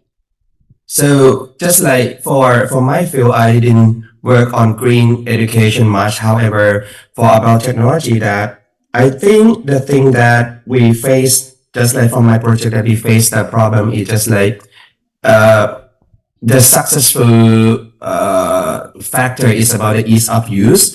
Just like as I shared to you, just like the ease of use is very important, that they will integrate the technology into their daily life, something like that. However, we will face something that more than that one. Just like in Thailand right now, we face with the security something. And as I told you from my experience from the project that I work in EEC, student can be okay. The labor, just like they know they can update easier because they familiar with the technology something. However, for the elderly in another sub project that I didn't share to you, that have a problem because when they found something about a fake news or something that will again what they just like trust on the technology, they will not use technology from the daily life, and this is spread so fast. That is a barrier that that we lead the just like the elderly generation to work with technology to improve their quality of life something, because that what we work is not about the skill, but we just like it's about healthy literacy, financial literacy, whatever we have, we are working for. That is a kind of just like as sustainable in ADT4 as well, just like inclusive learning by technology as well. That is a kind of aspect if I want to say that. So this maybe just like the moderator that I just share from my aspect, the thing that we concern, just that. Yes, thank you, Dr. Chinun. Okay, back to Bapak Budi. You have shared very impressive eco-friendly practices in the school. Do you think it's also applicable in other areas in Indonesia? Since it is in West Sumatra, right? Yeah. Do you think Yes. it's applicable in other areas also, or maybe in other countries like Malaysia and Thailand? What are the lessons learned? Okay. I think our environment problem is same, yeah. Each country, yeah. I have experience to Manila and Philippines. Also, they have smoking mountain. Every day is smoking. Smoke produce from garbage. This legal burning. I think our country's program is same. Not only in Sumatra, but I already report to our ministry about our cadet and lecture innovation. Yeah, we hope this our program be sustainable not only in our ministry but I think also other university. Yeah, we hope the end of August we also invite all of our cadet or of our student from others to have we have international competition like this for learn together for collaboration. I think please at this moment I also invite to all of participants maybe possible for join collaboration for this program. Yeah. Okay, I think problem and about the environment, I think same, Miss. Okay. Yeah. Yeah, thank you, Pak Budi. So it's applicable also to other provinces or other Yeah. countries in Southeast Asia region, right? Thank you Yeah, very yeah, much. yes. Yes. Agree. Yeah, yeah. And open for collaboration, sure. of course, Yeah, since yeah. we have the similar problems. Yeah, Yes. okay. Thank you so much for our three speakers for the insightful presentation. We have had a fascinating session today. If I may wrap up the session, we have quite a broad range of critical topics, but all in education innovation, so that's good. Our first speaker took us to the landscape of green education in Malaysia. Also, we learned about the LIMA, the Digital Education Learning Initiative Malaysia, and how it intersects with green education. It's very interesting. And also the best practices from Malaysia. Thank you so much, Professor Nazri. And our second speaker focused on the challenge in vocational education development within the Thailand's Eastern Economic Corridor. Of course, economic will be one aspect to be included in education decision. I couldn't be more agree with you. And we have discussed I think it's quite ambitious, the ambitious efforts to create a curriculum tailored to the needs of the economic forum. And lastly, our third speaker, Pak Budi from Indonesia, introduced the smart learning strategy and lots of examples about eco-friendly habituation. I think it's such a holistic approach. I agree to create sustainable human resources. So it's not only advancing the academic competence, also practical skills, and also building character by fostering the environment consciousness, raising awareness to the environment, as Prof. Nazri also raised the issue. So together, this presentation have underscored the importance of integrating sustainability, digital innovation, green education, and even vocational relevance in education to prepare our students to the future. And thank you once again to our speakers for their valuable contributions, and to all of you for listening until the end of the session too. And Irena Maurin end this session, and I will give it back back the session to the MCs, Mas Asar and Mbak Sally.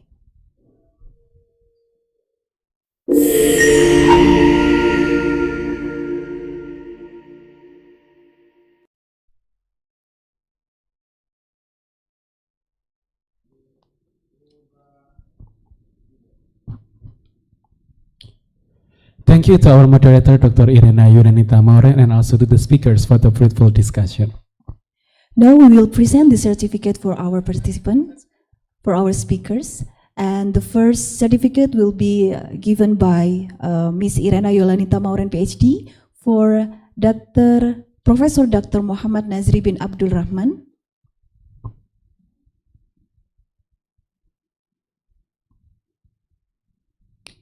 Okay, thank you. And the second certificate will give to Dr. Shinun Bonrongut.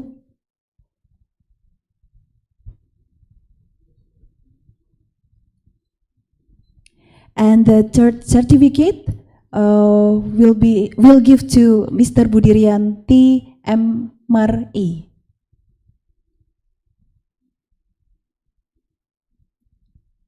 Okay, thank you so much for all of the keynote speakers. Ladies and gentlemen, that's the end of the keynote sessions. We hope that all of you were gaining a lot of beneficial insights and experiences during the session. Sure, meeting an expert, academician, and practitioners give us a chance to improve our skills. Ladies and gentlemen, we need to inform you that the parallel sessions will start after this. And for presenters who are joining online, please kindly join the breakout rooms. All of the participants that are free to attend and the rooms you are interested in, and the plotting of the rooms are available on the conference book, or you may ask the committee. And also for the certificate will be given to you after you complete the sessions. Further informations will be provided by the committee. Also, all participants and presenters, you do not need to return to the main room.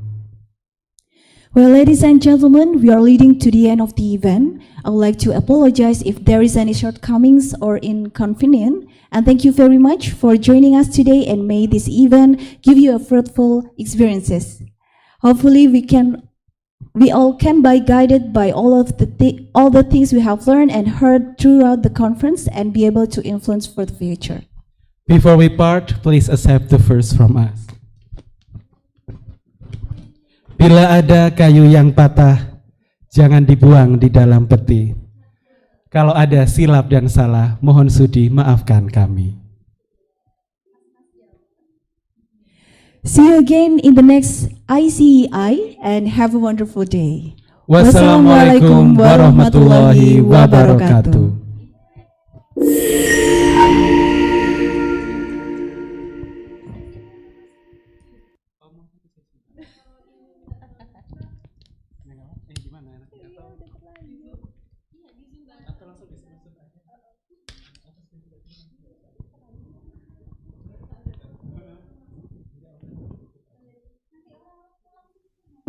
Universitas Negeri Surabaya terus berkomitmen dalam menghasilkan lulusan yang unggul dalam kependidikan dan kukuh dalam keilmuan.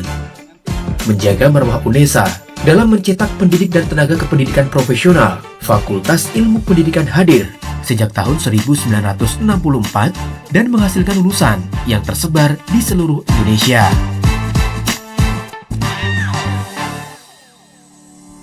Didukung tenaga dosen yang profesional serta guru besar di berbagai bidang, kini Fakultas Ilmu Pendidikan UNESA mengelola 8 program studi sarjana, 7 program studi magister, dan 3 program studi doktoral.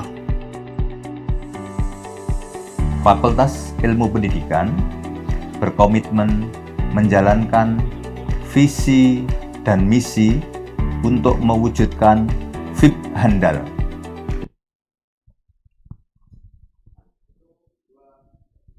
To all of the presenters and participants, we may inform you again that the sessions will be started at 1 p.m. So once again, the sessions will be started at 1 p.m.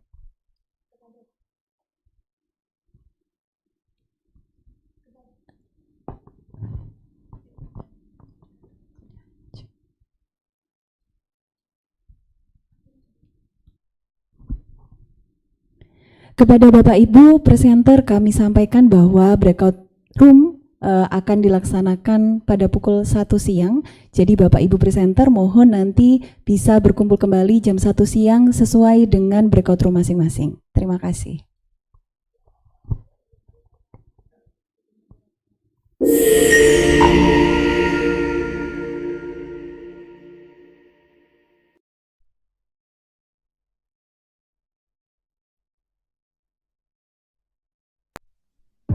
Universitas Negeri Surabaya terus berkomitmen dalam menghasilkan lulusan yang unggul dalam kependidikan dan kukuh dalam keilmuan. Menjaga marwah UNESA dalam mencetak pendidik dan tenaga kependidikan profesional, Fakultas Ilmu Pendidikan hadir sejak tahun 1964 dan menghasilkan lulusan yang tersebar di seluruh Indonesia.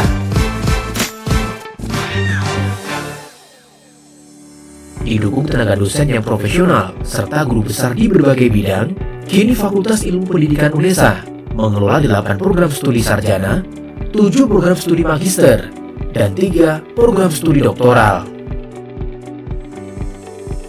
Fakultas Ilmu Pendidikan berkomitmen menjalankan visi dan misi untuk mewujudkan FIP handal yang merupakan singkatan dari humanis, amanah, nasionalis, disiplin, akuntabel, dan loyal. Keunggulan Fakultas Ilmu Pendidikan diantaranya prodi-prodi yang ada di Fakultas Ilmu Pendidikan selalu diminati dan terbanyak di UNESA. Keunggulan yang lain di Fakultas Ilmu Pendidikan, jumlah S2 dan S3 merupakan terbanyak di UNESA. Demikian juga keunggulan yang ketiga adalah prodi-prodi yang ada di Fakultas Ilmu Pendidikan sudah terakreditasi secara nasional dan internasional dengan sangat luar biasa. Saling terintegrasi antara program studi sarjana, magister, hingga doktoral, menciptakan ekosistem belajar yang kompetitif dan menyenangkan. Terdapat 8 program studi sarjana strata 1, diantaranya S1 Manajemen Pendidikan, S1 Teknologi Pendidikan, S1 Bimbingan dan Konseling, S1 Psikologi, S1 Pendidikan Luar Biasa, S1 Pendidikan Guru Sekolah Dasar, S1 Pendidikan Luar Sekolah, dan S1 Pendidikan Guru Pendidikan Anak Usia Dini.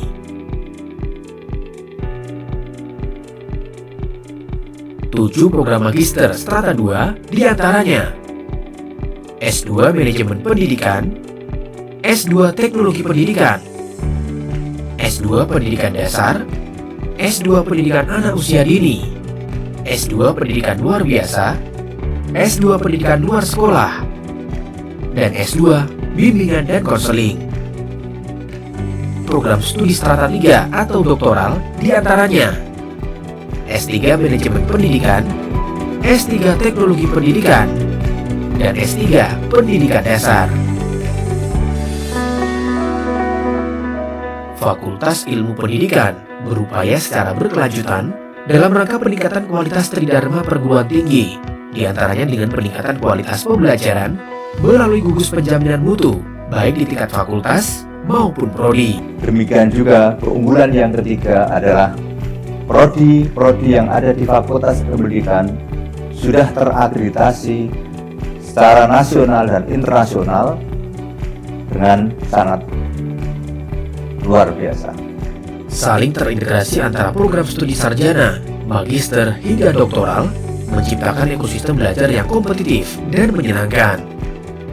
Terdapat 8 program studi sarjana strata 1, diantaranya S1 Manajemen Pendidikan, S1 Teknologi Pendidikan, S1 Bimbingan dan Konseling, S1 Psikologi, S1 Pendidikan Luar Biasa, S1 Pendidikan Guru Sekolah Dasar, S1 Pendidikan Luar Sekolah, dan S1 Pendidikan Guru Pendidikan Anak Usia Dini.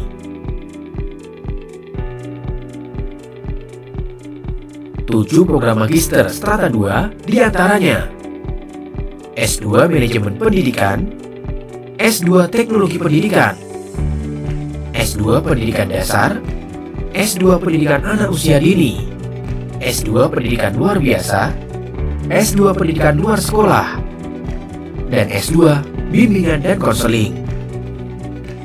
Program studi strata 3 atau doktoral diantaranya S3 Manajemen Pendidikan, S3 Teknologi Pendidikan, dan S3 Pendidikan Dasar. Fakultas Ilmu Pendidikan berupaya secara berkelanjutan dalam rangka peningkatan kualitas tridharma perguruan tinggi, diantaranya dengan peningkatan kualitas pembelajaran, selalu diminati dan terbanyak di UNESA. Keunggulan yang lain, di Fakultas Ilmu Pendidikan, jumlah S2 dan S3 merupakan terbanyak di UNESA. Demikian juga keunggulan yang ketiga adalah prodi yang ada di Fakultas Ilmu Pendidikan sudah terakreditasi secara nasional dan internasional dengan sangat luar biasa. Saling terintegrasi antara program studi sarjana, magister, hingga doktoral, menciptakan ekosistem belajar yang kompetitif dan menyenangkan. Terdapat 8 program studi sarjana strata 1, diantaranya S1 Manajemen Pendidikan, S1 Teknologi Pendidikan, S1 Bimbingan dan Konseling, S1 Psikologi, S1 Pendidikan Luar Biasa, S1 Pendidikan Guru Sekolah Dasar, S1 Pendidikan Luar Sekolah, dan S1 Pendidikan Guru Pendidikan Anak Usia Dini. Tujuh program magister strata 2 diantaranya S2 Manajemen Pendidikan, S2 Teknologi Pendidikan, S2 Pendidikan Dasar, S2 Pendidikan Anak Usia Dini, S2 Pendidikan Luar Biasa, S2 Pendidikan Luar Sekolah, dan S2 Bimbingan dan Konseling. Program studi strata 3 atau doktoral diantaranya S3 Manajemen Pendidikan, S3 Teknologi Pendidikan, dan S3 Pendidikan Dasar. Fakultas Ilmu Pendidikan berupaya secara berkelanjutan dalam rangka peningkatan kualitas tridharma perguruan tinggi, diantaranya dengan peningkatan kualitas pembelajaran melalui gugus penjaminan mutu, baik di tingkat fakultas maupun prodi. Peningkatan kualitas sarana dan prasarana terbanyak di UNESA. Demikian juga keunggulan yang ketiga adalah prodi yang ada di Fakultas Pendidikan sudah terakreditasi secara nasional dan internasional dengan sangat luar biasa. Saling terintegrasi antara program studi sarjana, magister, hingga doktoral, menciptakan ekosistem belajar yang kompetitif dan menyenangkan. Terdapat 8 program studi sarjana strata 1, diantaranya S1 Manajemen Pendidikan, S1 Teknologi Pendidikan, S1 Bimbingan dan Konseling, S1 Psikologi, S1 Pendidikan Luar Biasa, S1 Pendidikan Guru Sekolah Dasar, S1 Pendidikan Luar Sekolah, dan S1 Pendidikan Guru Pendidikan Anak Usia Dini.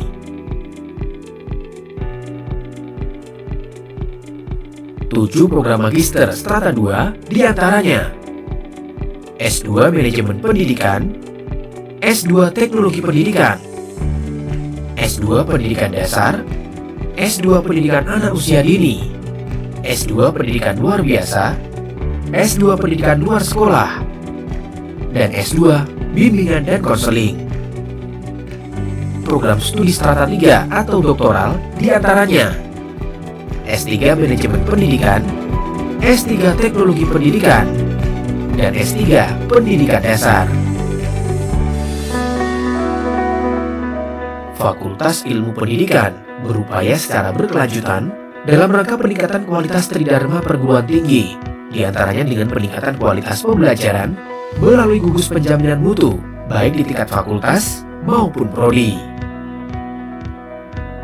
Peningkatan kualitas sarana dan prasarana perkuliahan terbanyak di UNESA. Demikian juga keunggulan yang ketiga adalah prodi-prodi yang ada di Fakultas Pendidikan sudah terakreditasi secara nasional dan internasional dengan sangat luar biasa. Saling terintegrasi antara program studi sarjana, magister hingga doktoral menciptakan ekosistem belajar yang kompetitif dan menyenangkan. Terdapat 8 program studi sarjana strata 1, diantaranya S1 Manajemen Pendidikan, S1 Teknologi Pendidikan, S1 Bimbingan dan Konseling, S1 Psikologi, S1 Pendidikan Luar Biasa, S1 Pendidikan Guru Sekolah Dasar, S1 Pendidikan Luar Sekolah, dan S1 Pendidikan Guru Pendidikan Anak Usia Dini. 7 program magister strata 2, diantaranya S2 Manajemen Pendidikan, S2 Teknologi Pendidikan, S2 Pendidikan Dasar, S2 Pendidikan Anak Usia Dini, S2 Pendidikan Luar Biasa, S2 Pendidikan Luar Sekolah, dan S2 Bimbingan dan Konseling. Program studi strata 3 atau doktoral diantaranya S3 Manajemen Pendidikan, S3 Teknologi Pendidikan, dan S3 Pendidikan Dasar. Fakultas Ilmu Pendidikan berupaya secara berkelanjutan dalam rangka peningkatan kualitas tridharma perguruan tinggi, diantaranya dengan peningkatan kualitas pembelajaran di UNESA. Demikian juga keunggulan yang ketiga adalah prodi-prodi yang ada di Fakultas Pendidikan sudah terakreditasi secara nasional dan internasional dengan sangat luar biasa. Saling terintegrasi antara program studi sarjana, magister hingga doktoral menciptakan ekosistem belajar yang kompetitif dan menyenangkan. Terdapat 8 program studi sarjana strata 1, diantaranya S1 Manajemen Pendidikan, S1 Teknologi Pendidikan, S1 Bimbingan dan Konseling, S1 Psikologi, S1 Pendidikan Luar Biasa, S1 Pendidikan Guru Sekolah Dasar, S1 Pendidikan Luar Sekolah, dan S1 Pendidikan Guru Pendidikan Anak Usia Dini. 7 program magister strata 2, diantaranya S2 Manajemen Pendidikan, S2 Teknologi Pendidikan, S2 Pendidikan Dasar, S2 Pendidikan Anak Usia Dini, S2 Pendidikan Luar Biasa, S2 Pendidikan Luar Sekolah, dan S2 Bimbingan dan Konseling. Program studi strata 3 atau doktoral diantaranya S3 Manajemen Pendidikan, S3 Teknologi Pendidikan, dan S3 Pendidikan Dasar.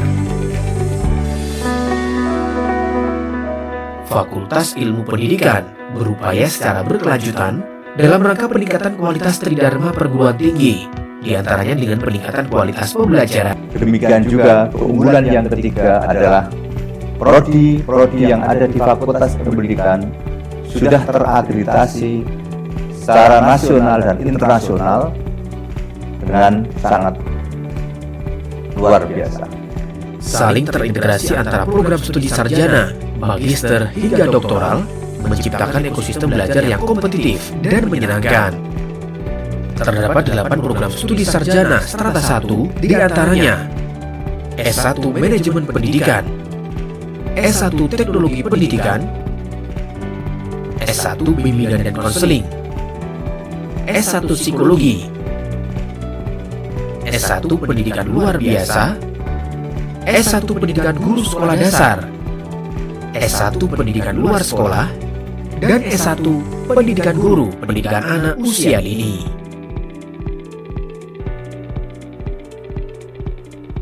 Tujuh program magister strata 2 diantaranya S2 Manajemen Pendidikan, S2 Teknologi Pendidikan, S2 Pendidikan Dasar, S2 Pendidikan Anak Usia Dini, S2 Pendidikan Luar Biasa, S2 Pendidikan Luar Sekolah, dan S2 Bimbingan dan Konseling.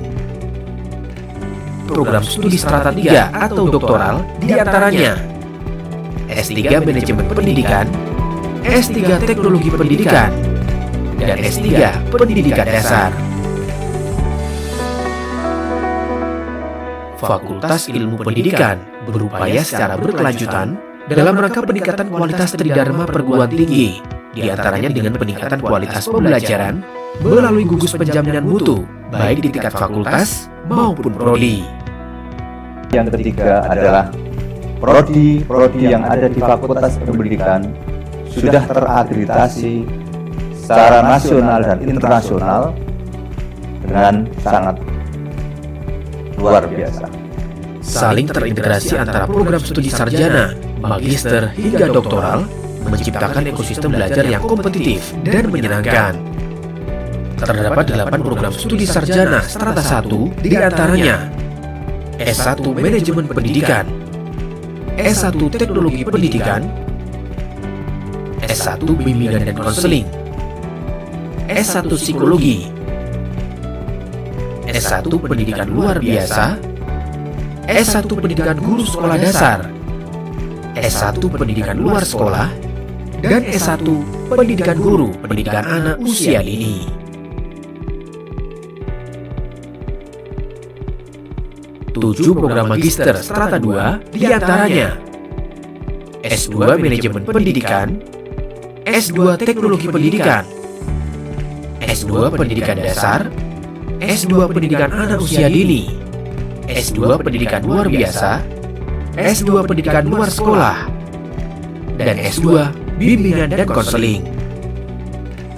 Program studi strata 3 atau doktoral diantaranya S3 Manajemen Pendidikan, S3 Teknologi Pendidikan, dan S3 Pendidikan Dasar. Fakultas Ilmu Pendidikan berupaya secara berkelanjutan dalam rangka peningkatan kualitas tridharma perguruan tinggi, diantaranya dengan peningkatan selalu diminati dan terbanyak di UNESA. Keunggulan yang lain di Fakultas Ilmu Pendidikan, jumlah S2 dan S3 merupakan terbanyak di UNESA. Demikian juga keunggulan yang ketiga adalah prodi yang ada di Fakultas Pendidikan sudah terakreditasi secara nasional dan internasional dengan sangat luar biasa. Saling terintegrasi antara program studi sarjana, magister, hingga doktoral menciptakan ekosistem belajar yang kompetitif dan menyenangkan. Terdapat 8 program studi sarjana strata 1 diantaranya S1 Manajemen Pendidikan, S1 Teknologi Pendidikan, S1 Bimbingan dan Konseling, S1 Psikologi, S1 Pendidikan Luar Biasa, S1 Pendidikan Guru Sekolah Dasar, S1 Pendidikan Luar Sekolah, dan S1 Pendidikan Guru, Pendidikan Anak Usia Dini. Tujuh program magister strata 2 diantaranya S2 Manajemen Pendidikan, S2 Teknologi Pendidikan, S2 Pendidikan Dasar, S2 Pendidikan Anak Usia Dini, S2 Pendidikan Luar Biasa, S2 Pendidikan Luar Sekolah, dan S2 Bimbingan dan Konseling. Program studi strata 3 atau doktoral diantaranya S3 Manajemen Pendidikan, S3 Teknologi Pendidikan, dan S3 Pendidikan Dasar. Fakultas Ilmu Pendidikan berupaya secara berkelanjutan dalam rangka peningkatan kualitas tridharma perguruan tinggi, di antaranya dengan peningkatan kualitas. Dan S3 merupakan terbanyak di UNESA. Demikian juga keunggulan yang ketiga adalah prodi yang ada di Fakultas Pendidikan sudah terakreditasi secara nasional dan internasional dengan sangat luar biasa. Saling terintegrasi antara program studi sarjana, magister, hingga doktoral menciptakan ekosistem belajar yang kompetitif dan menyenangkan. Terdapat 8 program studi sarjana strata 1, di antaranya S1 Manajemen Pendidikan, S1 Teknologi Pendidikan, S1 Bimbingan dan Konseling, S1 Psikologi, S1 Pendidikan Luar Biasa, S1 Pendidikan Guru Sekolah Dasar, S1 Pendidikan Luar Sekolah, dan S1 Pendidikan Guru Pendidikan Anak Usia Dini. Tujuh program magister strata 2, di antaranya S2 Manajemen Pendidikan, S2 Teknologi Pendidikan, S2 Pendidikan Dasar, S2 Pendidikan Anak Usia Dini, S2 Pendidikan Luar Biasa, S2 Pendidikan Luar Sekolah, dan S2 Bimbingan dan Konseling. Program studi strata 3 atau doktoral di antaranya S3 Manajemen Pendidikan, S3 Teknologi Pendidikan, dan S3 Pendidikan Dasar. Fakultas Ilmu Pendidikan berupaya secara berkelanjutan dalam rangka peningkatan kualitas tridharma perguruan tinggi, di antaranya dengan peningkatan kualitas pembelajaran melalui gugus penjaminan mutu, baik di tingkat fakultas maupun prodi. Peningkatan kualitas sarana dan prasarana perkuliahan